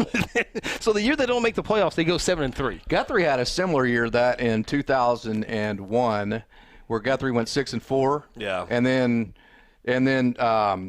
they needed Douglas to go on the road and beat Woodward, and Douglas had like 5 injuries that week and went to Woodward and lost and ended up not making which kicked Guthrie out of the playoffs. So something freakish like that. Okay, I think I've got the coach wrong. Who was the coach that was there?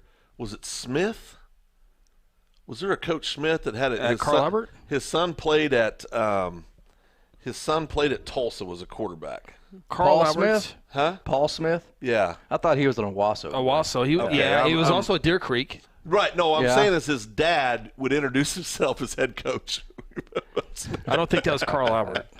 Because Jake Peeborth was the coach at Carl Albert from 1990 to 1993. I have one more question for you guys, a little thing. So Carl Albert, 24 straight years to make the playoffs. Yeah, that's pretty good. What's the longest streak in high school football as far as consecutive seasons of making the playoffs? I'd have to say Morrison. Not on the list. They missed out a few years ago. I'm going to say, do you want the number? Oh, or right. Currently. You're saying currently? Yes, currently. Okay. Yes. Oh, currently. So not in the history of. Correct. Well, Cashin? It's got to be Carl Albert, isn't it? Nope. Carl Albert is 1, 2, 3, 4, Shattuck. 5, 6. I was going to say Shattuck, but is it Shattuck? Nope. They won 104,000 games. Well, they had one bad year then. Ringling? Nope. You're not going to get number 1. I'll say that. How do you know? Well, I know you won't. Ringling, Class A, Cashin, Class A, Thomas, Class A, but Thomas had a couple years where they weren't. Give us what class. We got like a 3A, a 6A, a 6A, a 4A, a 3A, a 5A. Jinx? Jinx is number 2. Okay. 30 straight years. Tulsa Union. Tulsa Union is third, 29 straight years. I'm guessing the last year that Tulsa Union didn't make the playoffs was like 1989. Varsity Ron. Thank you, Scotty boy.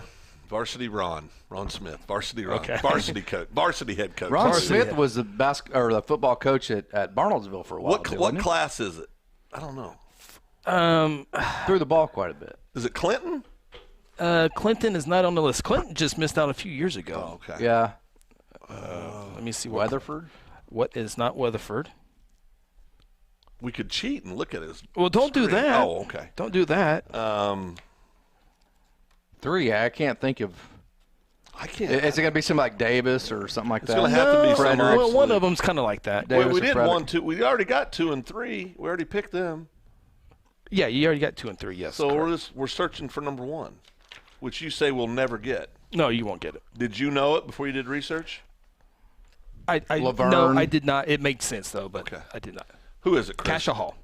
Oh. 32 straight years. You're right about one thing. I would have never got that. Jinx 30, Union 29, Tuttle 28 seasons. Tuttle. Washington 28 seasons. Carl Albert, Hominy, and then Bishop McGinnis after that. Bucks. The Bucks. Who has the longest streak of playing against each other in high school football? Here we go. Pawnee and Hominy? Nope. 99 straight years. Yeah, 99 straight years. I don't know then. I have no idea. You got part of it right, Hominy. Cleveland, yeah. Okay. He always talks to the clouds when he does it. Yeah. Yeah, 99 straight years those two teams have met up in the non-district. How do you spell Cleveland backwards? Backwards? He can't do it? Well, it's in I can put it in alphabetical order. I'm sorry, in alphabetical order. ACDEELLNB. That's. Well, you better take this a is break. what I've missed the most out of this whole thing. So it is the Carl Albert. No, it's not. Bishop McGinnis. That's true. 5A. One more note. One more note on Carl Albert. Do I still suck, by the way? No. That was the text I got after you got. Was that G-rated enough? It was G-rated. Okay. Yeah. One more note on Carl Albert. Not that they would ever go away, but their offensive line, senior. Their quarterback, senior. One of their running backs, senior. Going to Arkansas. Then you got tight end, senior. Yeah. 3 receivers are seniors.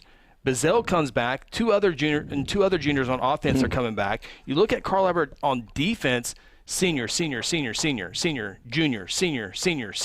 sophomore, junior. It's going to get – I told a dad in Guthrie the other day, I said, everybody breathe. Carl Albert's going to be beatable next year. And I do believe and that. McGinnis, they lose Tarman. Yeah. Well, Taff will fit in at the the season started right now. Who knows what happens in the offseason. But he's still not going to be as good as – No, I agree. He's He's darn sure not going to be better than Tarman. Yeah, Tarman sets school records this year. So. But, Carl Albert, although still be good, I think they come down a couple notches where it's a little bit more competitive. Yeah. Well, what you're seeing there – is that when Ben Harris took over as a freshman, and, of course, we remember it like it was yesterday. Jeez. What happened because of an injury. As good as Carl Albert is, and they do this all the time anyways, but when you have a freshman quarterback, then you start building everything around that. Yeah. So now they have a senior crew that built around that quarterback, Ben Harris, and they're the product that they are. Chris, is my head as big as this headgear makes it look? No, SD versus HD, right? Yeah, it's HD. Well, that headset's crooked. That's what I'm saying. I mean, I'm already working with a jacked up face, and now you got this on me. Well, that headset, that's the one you snapped 2 weeks ago. I didn't. It fell apart. I may have put it on a little aggressively, but not the first. So this is my punishment. Yeah. Hey, is Wagner any good this year? Well, we'll talk about them in the next minute. Yeah, we'll talk about them here in a little bit. Hey, by the way, when that interception got returned last week at TCU with Malcolm Rodriguez and Brock Martin, it was funny. The announcer said there was only 8 wrestling state championships that went together for that pick six. Right, I thought that was great. Yeah, it is good. All right, take a time out, come back, talk about a little bit more of high school playoffs, including Cashion and Pawhuska. Mm-hmm. Get your fill up your tank, Cashion fans. Okay. You're headed to Pawhuska. The coin flip didn't go traveling that way. We're going to take a time out talking about that and more. This is the High School Huddle presented by Generations Church. Aspen Roofing is a family-owned roofing company with more than 20 years of experience and achievements across Oklahoma. Aspen Roofing takes pride in the personal service we provide on each job, and we strive to maintain the highest level of quality while offering our customers a reasonable price. It is our commitment to help you understand the process of getting a new roof from start to finish. Call Robbie Hudson for a free roofing estimate at 405-562-0026. Exxon was founded by 2 combat-proven veterans to help businesses grow from mediocre to exceptional. We know from experience that your culture and trust throughout the organization drive superior performance. Most business owners focus on the urgent rather than the important. They are just struggling to survive. The team at Exxon helps owners identify challenges, build solutions, and focus on growth. Do you trust your team? Does your team trust you? If not, we can help. We are Exit. Hey, you in the third row. Yes, you. When was your last dental checkup? Dr. Lewis Turney and his staff provide dental care in a fun, relaxing environment. Still not convinced? Prefer to sleep through your appointment? No problem. We can do that too. Our staff can ensure you have a relaxing experience no matter what. Got kids? Hey, so do we. Come see what all the moms are talking about. Our kid-friendly staff loves to provide care to even the tiniest of teeth. Give us a call today. We've got the whole family covered. Give Dr. Lewis Turney a call at 282-7600. For centuries, it was a windswept prairie until the run of '89 saw settlers scramble for land and life in a newborn town as Oklahoma's territorial capital, Guthrie. Bank First is loyal to the preservation movement that reclaimed Oklahoma's first state capital. And we're loyal to the banking legacy born at the corner of First and Oklahoma streets. Bank First. Loyal to Oklahoma. Loyal to you. Today I'm sharing Golden Chick with the world. Are you ready to taste Golden Chick for the first time? 100% tenderloin, that's where the golden tenders come from, marinated for 24 hours. It is amazing. Then we also got the rolls, made fresh. It feels like they were just baked. You know why it feels that way? They were. Every time I go, I like to get extra rolls, so I love it. We are being kind of photobombed right now by the one and only Clucky. Have you met Clucky the chicken? Don't get too starstruck. He's just a regular guy. One taste, and you're golden. He's on Tender. That's like a chicken dating app. Sometimes you need immediate care and can't get in to see your doctor during regular hours. With Mercy Convenient Care in Guthrie, you can walk in without an appointment and get the medical attention you need at a lower cost and with shorter waiting time than your local emergency room. The Mercy Convenient Care is located at 2919 South Division. For any concerns, call 405-282-6301. Services are provided by Mercy Hospital, Logan County. Choose Guthrie. Choose Mercy. At Generations Church, we exist to love God, love people, and serve both well. We're a multi-generational, multicultural church that believes in being a light to our city and our region. At Generations, we don't believe that church can be put in a box. We're a church that accepts all people from all walks of life, young, old, rich, and poor, and you will feel welcome at Generations. Join us at 10 a.m. every Sunday at 2524 West Noble in Guthrie, America. You can also join us at generationsguthrie.online.church. Welcome back to the High School Huddle. Join the huddle yourself and let us know your thoughts by calling our toll-free number at 1-800-897-3678 or simply tweet us by using the hashtag OKHSHuddle. Now let's get back in the huddle and talk high school sports.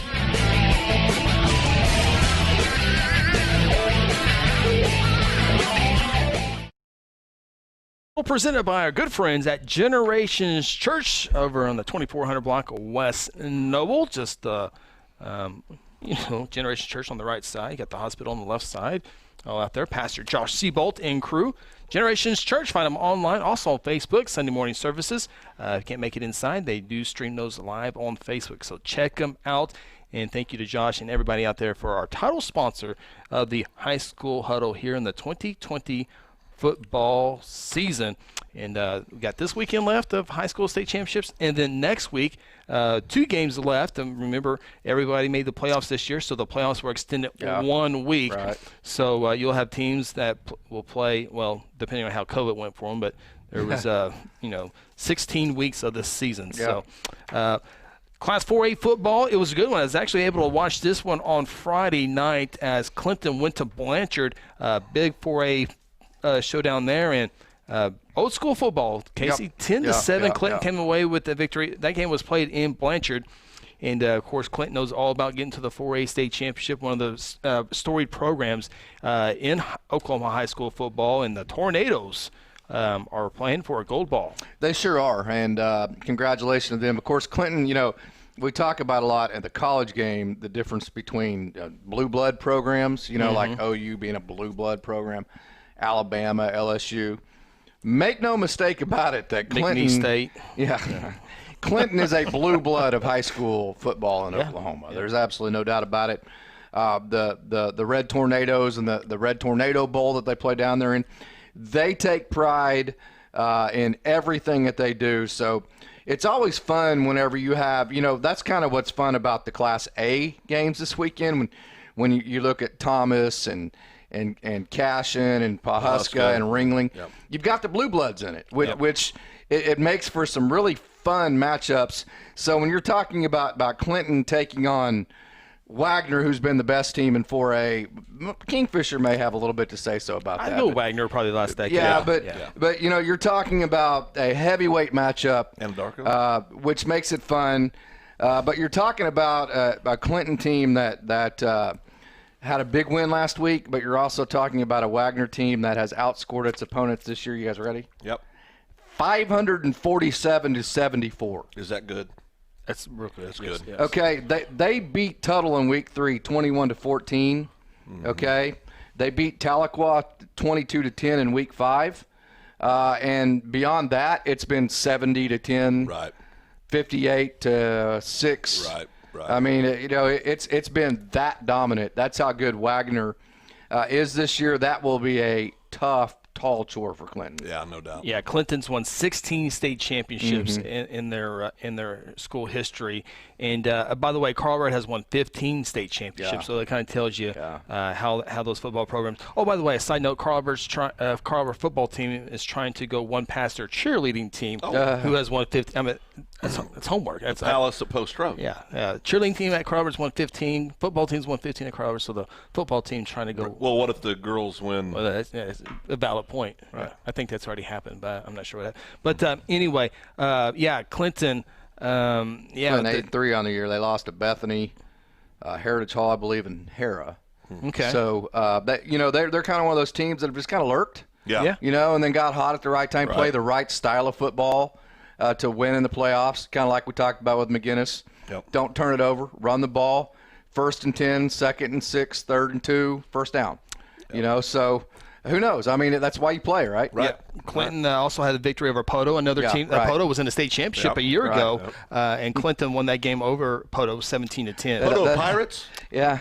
Boom. That always messes me up because you say Carl Albert Junior College, and, of course, Carl Albert being in 5A. Yeah. Well, where's that? It's in Poto. That just never made that never rang with me. I've umpired over there. Yeah. And back in yesterday. Right? Yeah, it was a while back. But okay, so Clinton is the state championship. They're going to get up against Wagner. We'll talk about that here in a little bit.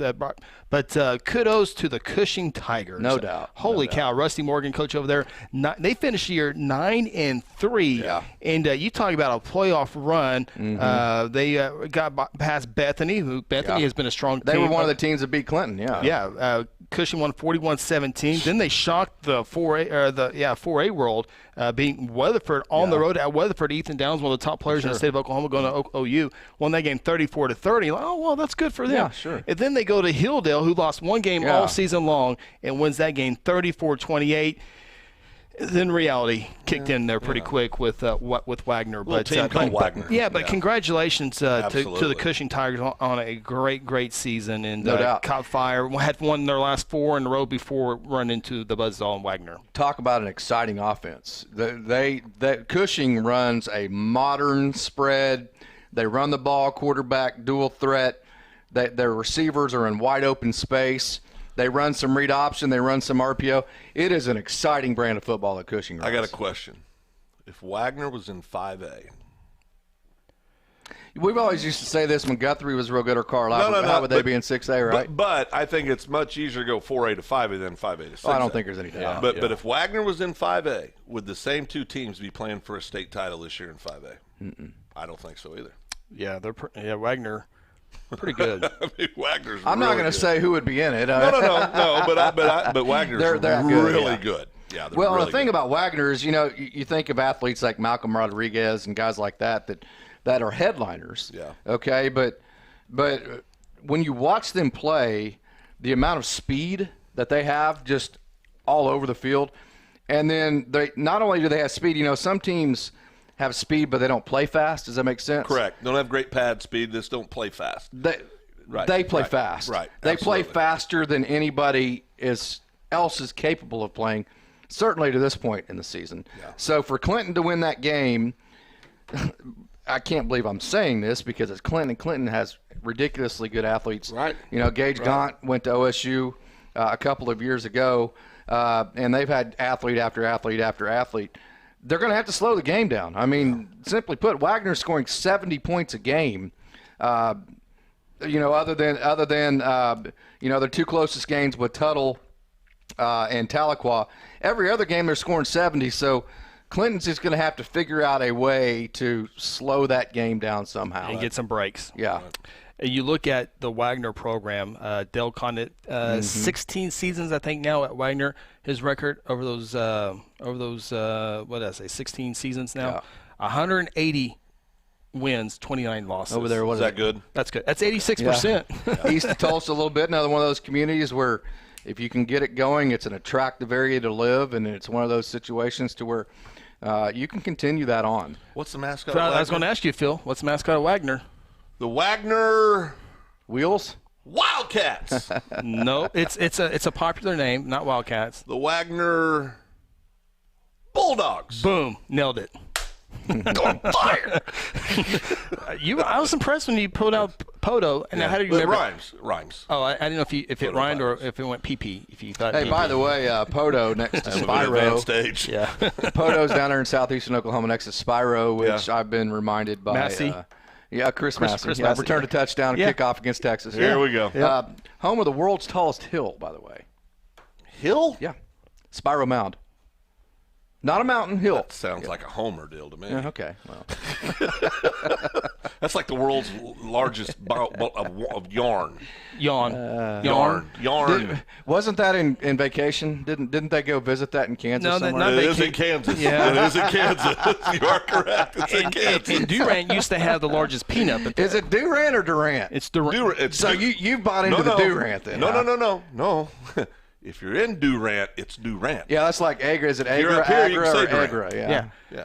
You know, one That's that right, always people get mixed up on the weather map, the town down in, I think it's Grady County, Alex. Alex, yeah. That's Alec. Ooh. It's Alec.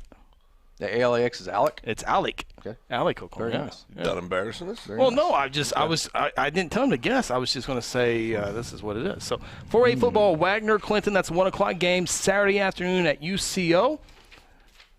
Class 3A football, which will be Friday night at University of Central Oklahoma, will be a 7 o'clock kickoff. 3 of the Final Four teams, private school. Heritage Hall goes down to Lincoln Christian 35-27, and then Holland Hall took down Stigler 49-14. So your 3A final on Friday night will feature Lincoln Christian taking on Holland Hall. Yeah, I mean, these are two teams that I know nothing about.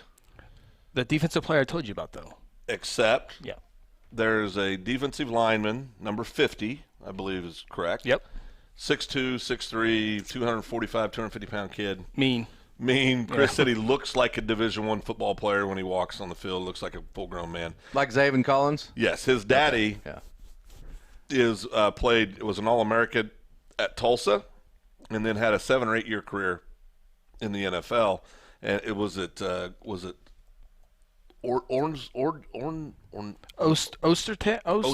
Yeah, it's one of those. It's one of those names, Casey. And Greg Ostertag? Basketball. I mean, there was a ball involved. But, This guy has all of his teeth. We think. Okay. We think. We don't know that. Hey, he held Big Country. He's not listening, is he? He held Big Country to 0 points. Rutherford had 40, though. 44, I believe, yeah. Bill Hastings. I was going to show you a picture. Bill Hastings was able to snap a photo of the monster. It's a very cool photo. If you go to Twitter, Bill Hastings has it on there, and that's kind of a cool shot of how. Let me be the judge of this. Okay, he just looks. Let me magnify here. Oh boy. Yeah, I mean, he's got. I want him on my side if we're walking down a dark alley. He's got Division I. You know who he reminds me of? Just looking at him. You remember the Colby was it Hedgewood from Noble that went to Tech? Whitlock. Colby Whitlock. Who went to Tech. Who might have been the meanest high school football player I ever saw. That's who he reminds me of. Wow. Army commit. Yep, commit to Army. Being recruited also by Tulsa. He's just a junior. Yep. Well, that's fun. Yeah, we'll watch him definitely Friday night. I like watching the big uglies up front anyway. It's fun to watch those battles. You get a kid like this, you know he's going to be active. He's quick. He's athletic. He's strong. Should be fun. Class 2A football, state semifinal action in 2A football. OCS defeated Eufaula 24-20. That game was at Eufaula. Mascot for Eufaula? The Eufaula The Eufaula. I could give him 89,000 guesses. Just wait a second. Okay. The Eufaula Rams. Ironman. Ironhead. No, that's Ironhead. Yeah, Ironhead. That's what I said. But OCS wins that one 24-20. Metro Christian, the favorite probably in 2A football going into everything, defeated Marlow 35-31. Casey got pulled over in Marlow one time. Yes, I did. At 1 o'clock in the morning with a truckload of kids. Did he deserve it? Absolutely. I wasn't. I wasn't with him. Absolutely. I said, I don't mean to be rude, Mr. Officer, but either give me a ticket or don't. But let's make up our mind so I can get home. And he gave you a ticket. That was. I didn't mean it. I meant don't give me a ticket. Try to be cute. Try to be cute. Casey's had a lot happen to him in vehicle. He had a vehicle stolen once. I sure did. Oh yeah. I don't know what led up to that. It's a family 82 show. Monte Carlo, baby, with a 6x9 bump and. And we had open campus in Stillwater, and by the time I got to Bill and Ruth sandwiches for lunch, I had no idea who was in my car. There were 11 people pile out. I didn't even know their names. Well, there's 11 good players that play for Beggs. Did you see that? I set them up. I put it on a tee for them. They take down Frederick 36-20, and so Beggs will take on Washington, who beat Adair 49-22. You know, funny story about Chris's brother, Ronnie Phillips, Chubbo. Yeah, Chubbo. He got on Wikipedia somehow one day, and he changed Guthrie High School Wikipedia most famous athlete, Ronnie Phillips. Did he really? Yeah. It's amazing how fast he got changed, too. If I could get on Wikipedia and put most famous Did he take a snap of it athlete, so he's got it? Oh, yeah. Athlete from Beggs, I would put Ryan Cotting, right? Oh, the Demons, yeah. Did you say athlete or alum? Well, this guy on the magazine might be. I'm saying if I could modify Chubbo and figure out a way to modify Wikipedia, that's what I would do. Well, I mean, because there is nobody. Ronnie Phillips, for 5 minutes of his life, was the most famous athlete from Guthrie High School. Now Ronnie was a heck of a baseball player. And Chris called him and said, Chubbo. Change that. No one knows you by Ron. No one knows who Ronnie Phillips is anyway. Should have put Chubbo. You need to put in quotations Chubbo. Yes, exactly. Ronnie was an awesome pitcher. Yeah. For best athlete in his family. So your 2A final will be decided this weekend. Class A, we'll say that for a second because those are two great matchups. Class B, state semifinals, Dewar is taking on Shattuck, Laverne taking on Pioneer. And the Class C state championship will also be played Saturday. This will be at Northwestern Oklahoma State University in Alva. Phil's Mountain View Goody Boat team went down. Tyrone. They did? Yeah. Tyrone got you 60-32. Yeah. The Goody Boat Gazelles. Yeah. So is that going to be another Shattuck Laverne rematch? Timberlake. Ooh. Timberlake took down Buffalo 38-12. So you got Tyrone taking on Timberlake. Don't know a whole lot about those teams. I will pick THS to win that one though. In that one there. So Timberlake's in the Enid area, right? Correct. Yeah. Take our final timeout on the High School Huddle presented by Generations Church. When we come back, Class A football, 4 really, really good teams. Some think that the Cashion Pawhuska team might be the state championship. Other two teams might have a little bit of say in that. Although Ringling will have a little bit to say. Exactly. The undefeated defending state champion might have something to say about that. Yeah. So we'll break it down after our final timeout here on the High School Huddle. At Generations Church, we exist to love God, love people, and serve both well. We're a multi-generational, multicultural church that believes in being a light to our city and our region. At Generations, we don't believe that church can be put in a box.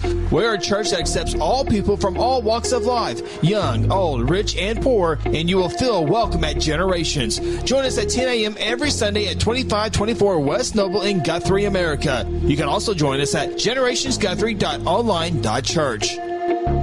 Hey, you in the third row. Yes, you. When was your last dental checkup? Dr. Lewis Turney and his staff provide dental care in a fun, relaxing environment. Still not convinced? Prefer to sleep through your appointment? No problem. We can do that too. Our staff can ensure you have a relaxing experience no matter what. Got kids? Hey, so do we. Come see what all the moms are talking about. Our kid-friendly staff loves to provide care to even the tiniest of teeth. Give us a call today. We've got the whole family covered. Give Dr. Lewis Turney a call at 282-7600. 888-898-0000. For centuries, it was a windswept prairie until the run of '89 saw settlers scramble for land and life in a newborn town as Oklahoma's territorial capital, Guthrie. Bank First is loyal to the preservation movement that reclaimed Oklahoma's first state capital.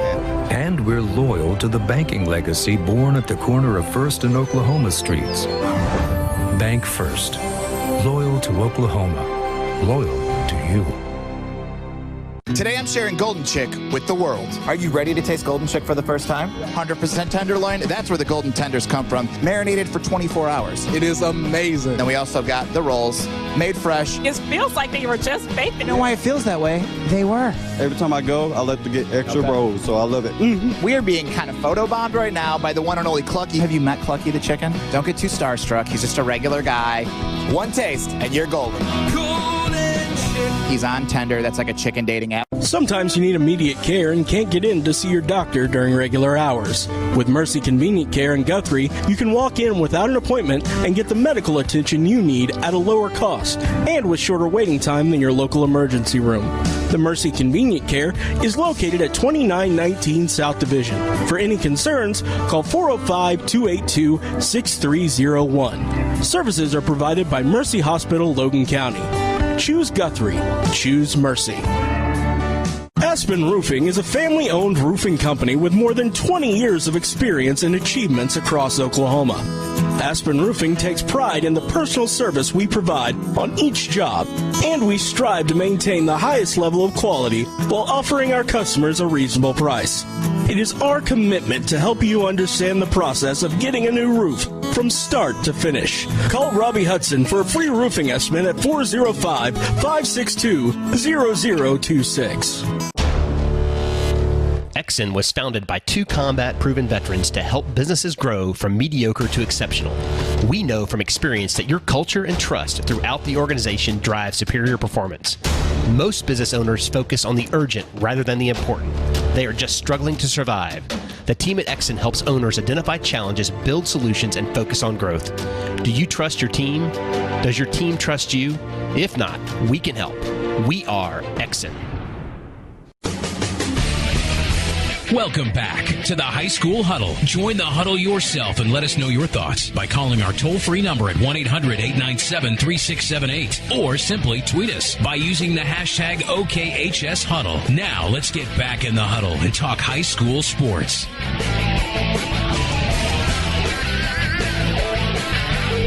Final segment here on the High School Huddle. Glad to have you on board this Wednesday night. Generations Church is our proud sponsor. Check them out, generationsguthrie.com. Love God, love people, serve both well. Programming notes, speaking of great churches, North Church will be sponsoring the live stream tomorrow night for the Guthrie High School and Junior High Band Concert. That will be at Guthrie High School, and that will be streamed on Guthrie News page. So, again, with only 25% capacity seating in the gymnasium, they reached out to us to stream that event, and we'll have that tomorrow night starting at 6 o'clock. Am I producer of that? Yeah, actually you are. I got YMCA thing. Same pay as normal? Yeah, absolutely. Okay, Yeah, very good. yeah, you're same contract. You're paying to do it. Is that what that means? Oh, yeah.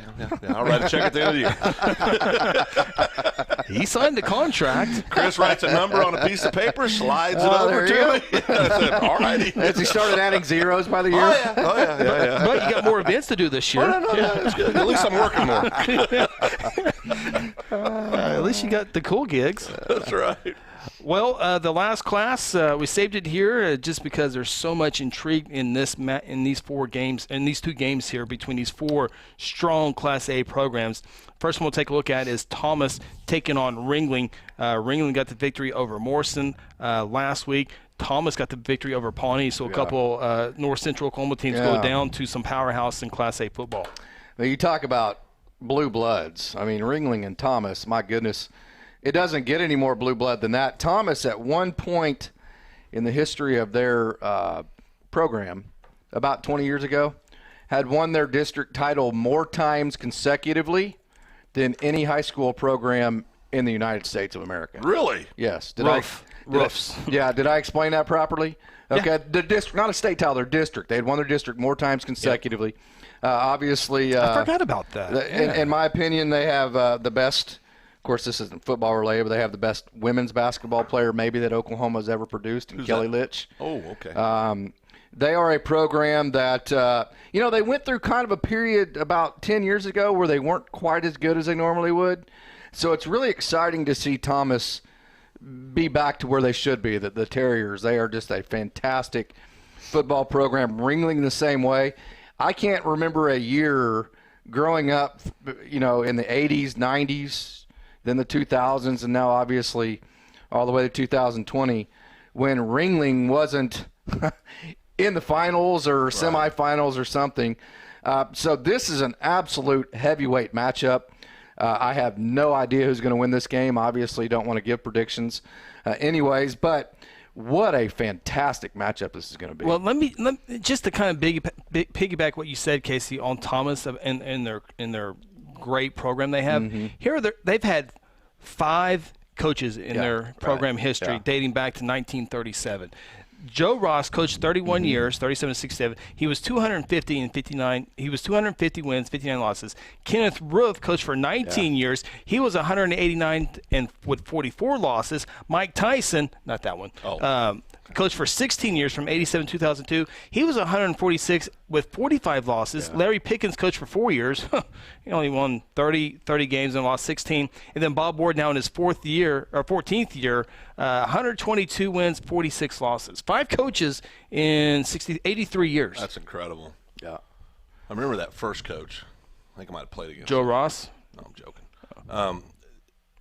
10 state championships. Jeez. That's incredible.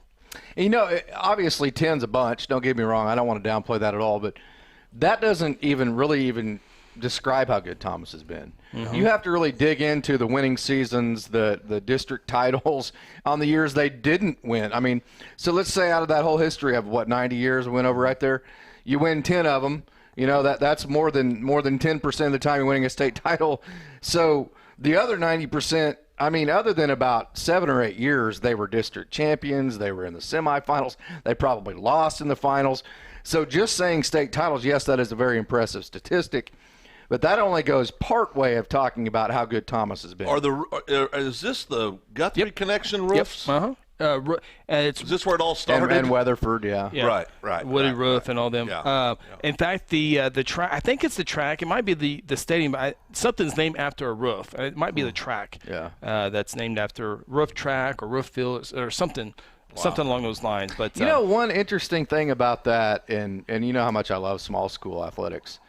I have never, with my own eyes, watched Thomas or Ringling play a football game. I was able to early this season. Cashin played Thomas. Okay. And Thomas has a stud of a player. Yes. We'll talk about it here in a little bit. But I was actually it's the first time I ever watched a Thomas event. Congratulations to you, man. I bet that was fun. It was fun. It was a 28-7 ball game because Cashin's really good.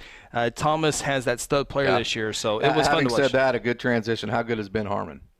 He's good. Yeah. Well, Coach Shackelford's got him another one, a quarterback. I mean, if he's a quarterback at Cashin, he has to be good, right? To be good, yeah. Okay, real quick. I mean, sidebar. We all love Terry Bennett Jr., TBJ. Absolutely, yes. Great coach, great guy. He just sent me a text on the, is it called the Cavanaugh Mountain? Cavanaugh Hill, officially a mountain located near Poto, Oklahoma, is described by a sign at its base as the world's highest hill. Elevation is? 14. I don't. 1,999 feet. That's outstanding. Well, you didn't believe Casey, or? No, I believe Casey. I just, I believe Casey. I was just trying to add to the story, Chris. Thanks for making that awkward. No problem. I'm trying to think of the kid's name. But I get why you took a sabbatical sometimes. I really do. I get it. I missed you guys, by the way. Yeah, I missed you. You never really mentioned No, he didn't. Never really mentioned the name. What were we talking about? We went from talking great Class A football to a hill. To my return. We were talking about Thomas.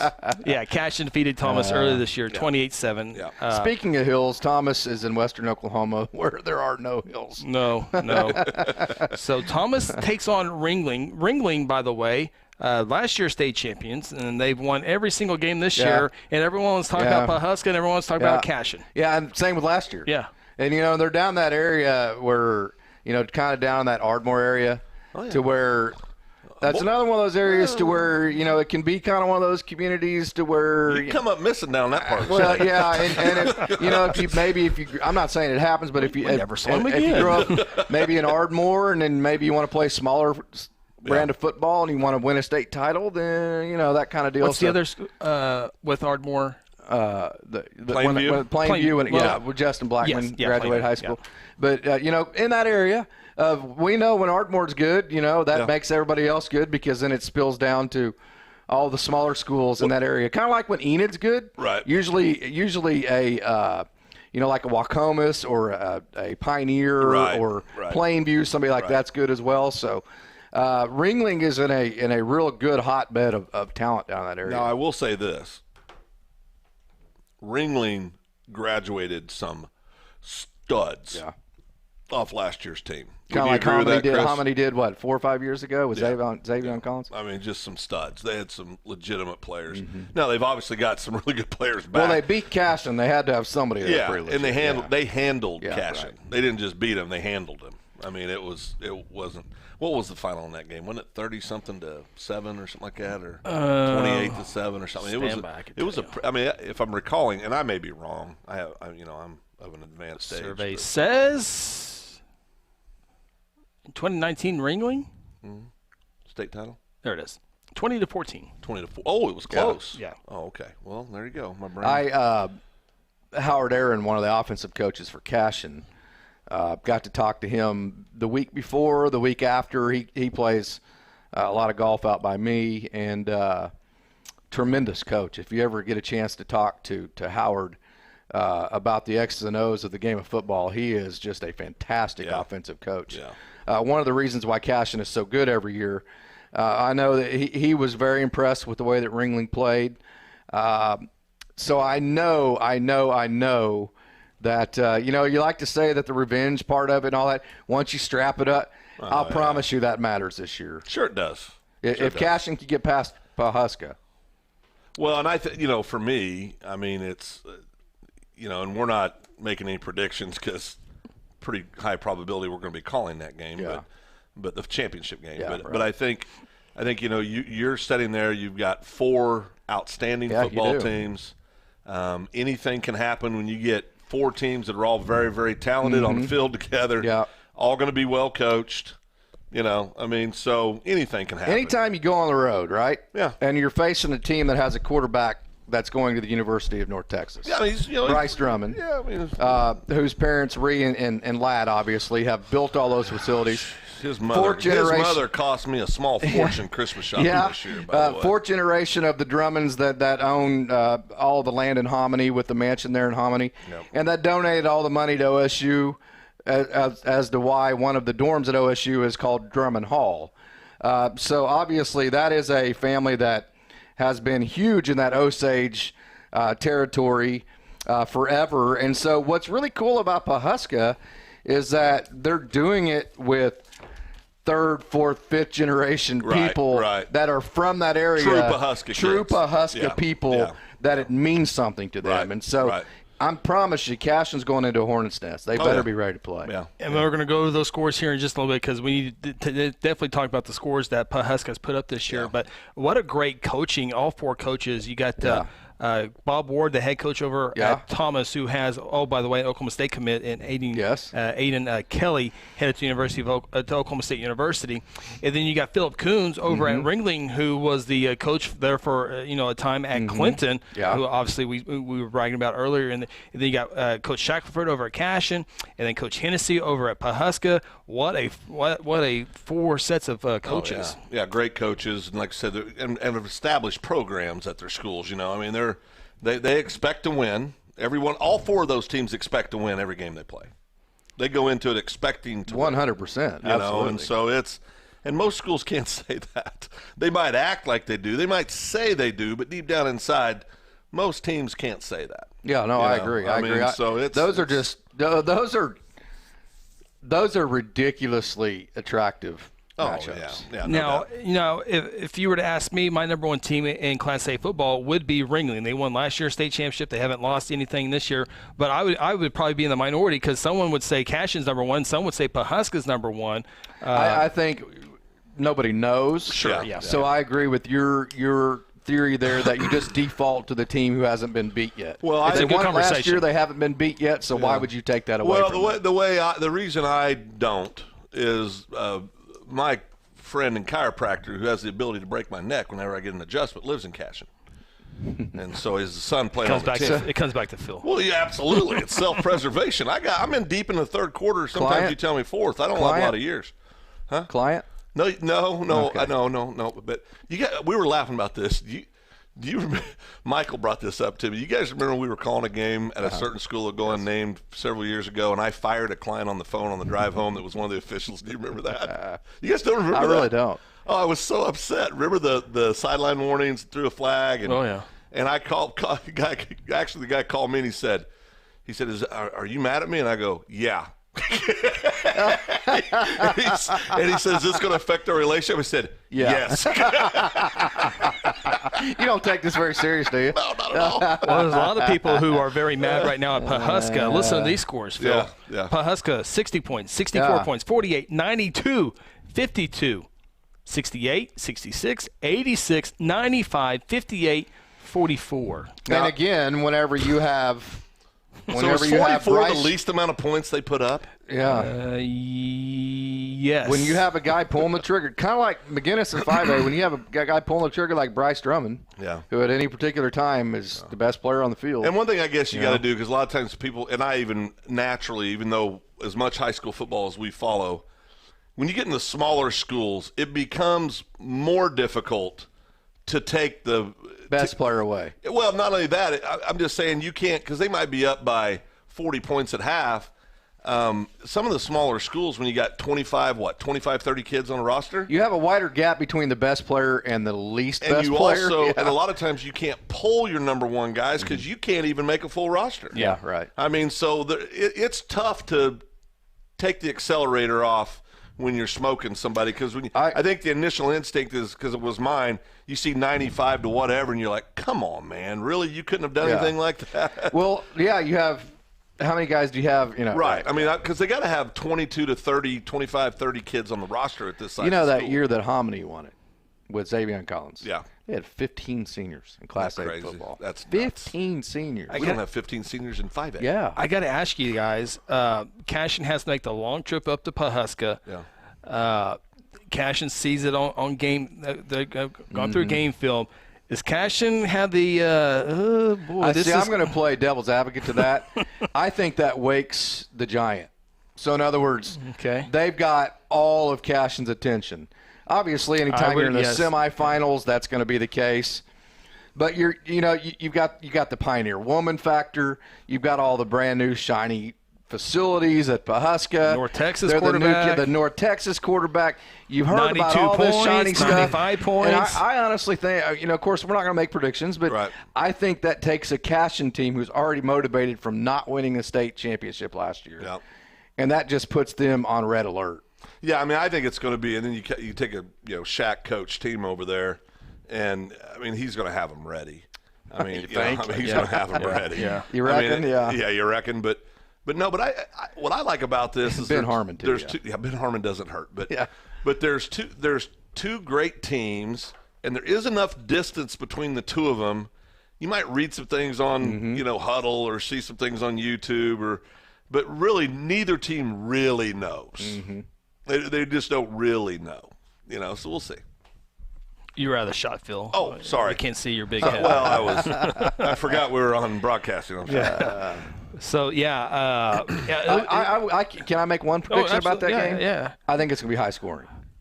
See? Chances are, but but it could not be. It could be one of those deals where one of the teams comes in and scores 35, 40 points and just blows the other team out. It could be. I mean, because you just don't know.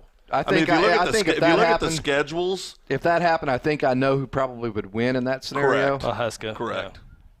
Yeah. Pawhuska wants it to be 80-something to 70-something. 72, right. We might do that game, so I'm going to reserve any kind. I mean, it could be, you know, But I think it's going to be. I think A-ball this year is the most exciting. Oh, no doubt. Class Best of football. matchups. Best matchups. Best matchups in all of high school football. I mean, I think 5A has a blue blood matchup, but it's happened so many times. Well, it's boring. What you just mentioned with Pawhuska and Cashin, that hasn't happened every year like Carl Albert and McGinnis has. Right. So you're intrigued to see how Ben Harmon and Coach Shackelford actually match up against a Pawhuska team that nobody's seen. I mean, in the 5A semis last week, if I would have been able to see them, I was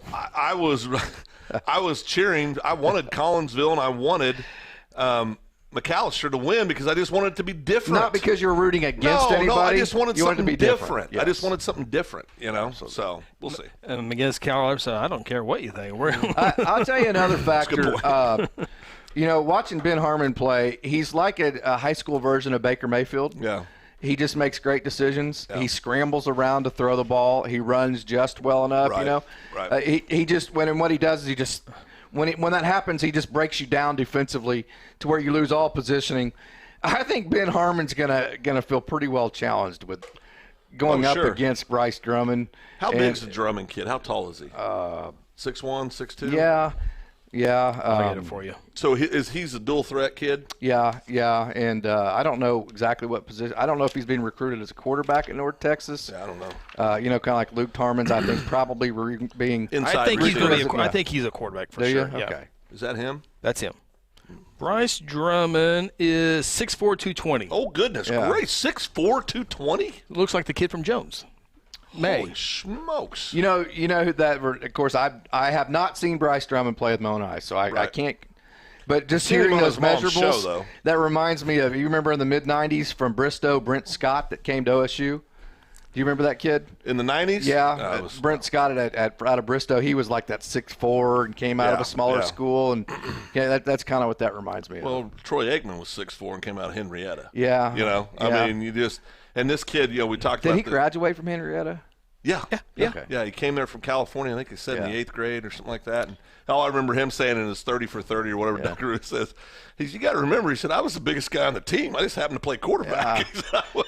His linemen were like 150, 170. Just think one day, if you work really hard, you get to be a hen. A fighting hen. A fighting hen. Fighting hen. Now, you talk about the Iron Men, the Ironheads. Ironheads. Yeah. So what is their lady basketball team called? The Lady Ironheads, or what would you call them? I think we looked it up one time. I think that's what it is. Is it? Okay. I think that is. Tough girl to be from there. Yeah. Okay. You had no choice. You got no choice. So the Class 8 state semifinal, Cashin going on the road to Pawhuska, and I can't remember. I think Thomas might be going to Ringling. Let me look that up. You going to effort that? Yeah, I can find that here real quick. Game will be played in Thomas. Ringling at Thomas. So Cashin is they're going to hit Highway 74 to 51 to I-35 to Highway 60, and then they're going to head east about 60 miles. That's a lot of counties. That's a lot of counties. That's a bad coin flip. Logan, you got Logan Payne. That's a bad coin Kingfisher. flip. Logan Kingfisher. Kingfisher Logan. Payne, K County, and then what county is Osage? But what county is Perry in? Noble. So Noble County, and then Osage County. Yeah. Check that out. Isn't that cool? That's a bad coin flip. That is a bad coin. Yeah. Well, who called that? Did the coaches call it? Did they do that over the phone? Boise City had to go to Thackerville again this year. Yeah. Oh, boy. Yeah. Yeah, no, the Osage just flips the coin and says they call cash. Hey, sorry, lost the coin toss. Is that how it works? Yeah. Need to be nice to those people down there. Both of them won their districts, so they're both 1 seeds, both undefeated. Good old coin flip. Wow. Yeah. Hey, I know we're getting ready to shut this down, but I love the picture that our friend Van Shea shared. I think it was Van Shea, maybe one of his buddies, of their state championship game. 35 years ago. Number 1. Yeah. Number Ponca 1. Van Connor? Shea. Yeah. I bet he was fast. That's how I get to Ponca every time I drive. Fast? No, through Pond Creek. I had a memory pop up a couple weeks ago when we were all heading up to Hooker. Yeah. To watch the Hooker, not heading to Hooker, but to heading watch to Alba, the Hooker. yeah.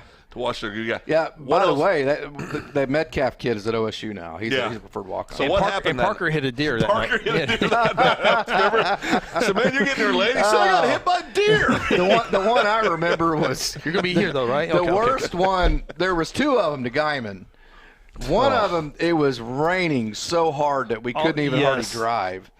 And then the second one, we're about 20 miles. Is that the night? Hell, I don't even know what direction. What direction are you driving when you're coming home? Oh, that's whatever direction we were driving. Chris goes, uh-oh.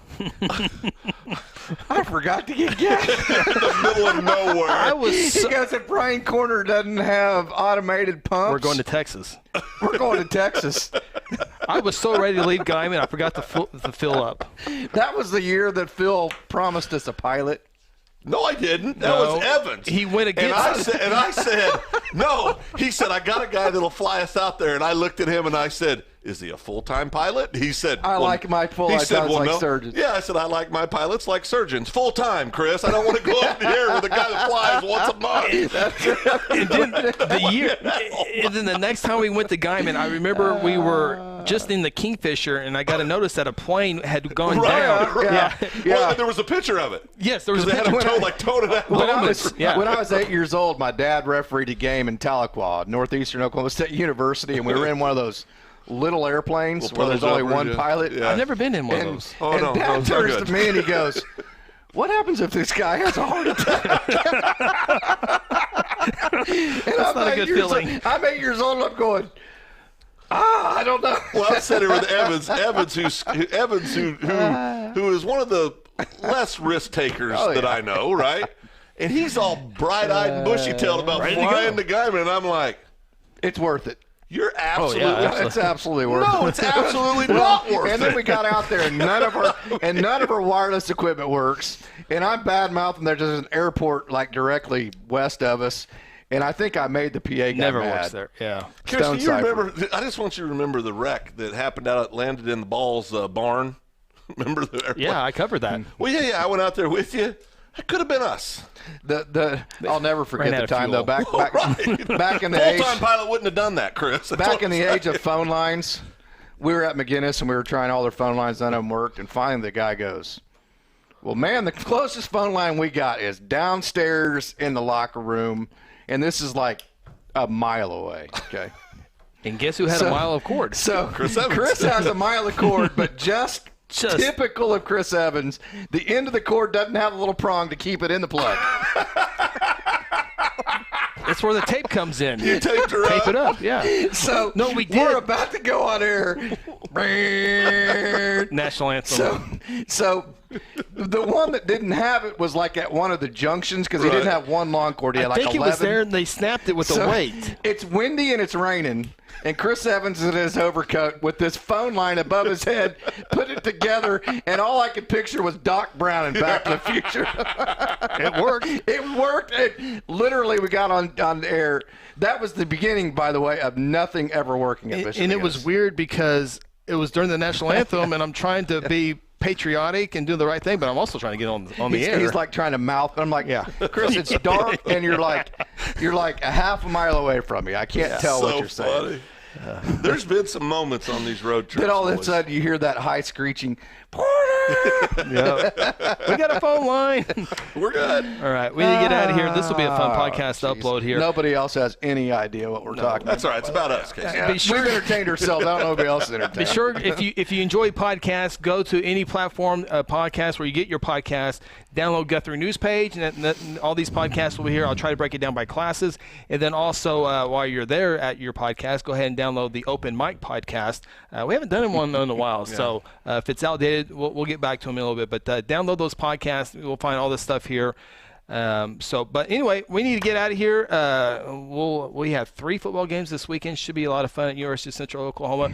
And I know that they had the press there a little bit with the mask and all that stuff. But UCO, OSSA, it's a great partnership there in Edmond. And I know it's 20 minutes from our house. I know, I know. You love it. Tulsa schools don't. Yes, exactly right. Exactly right. So anyway, best of luck to your team if they're still playing in football. If not, they're still playing basketball somewhere. So best of luck to your teams. Can I take a sabbatical? From what? Well, I mean, Casey got to take a sabbatical. Well, yeah. That's funny you said. I was getting ready to say thank you for letting me back in. Oh, it was a split vote, and I put Chris in a headlock. All right. I was a little bit worried after I kicked you off the McGinnis game last week. I wasn't quite sure how that was going to end up. I called Chris and said, "Do not allow him back on." For Casey Porter, Phil Nichols, I'm Chris Evans. We'll talk to you next time. This has been the High School Huddle presented by Generations. This has been the High School Huddle on Hot 93.7 FM. Be sure to tune in next week as we break down more of the top games and news from across the state of Oklahoma.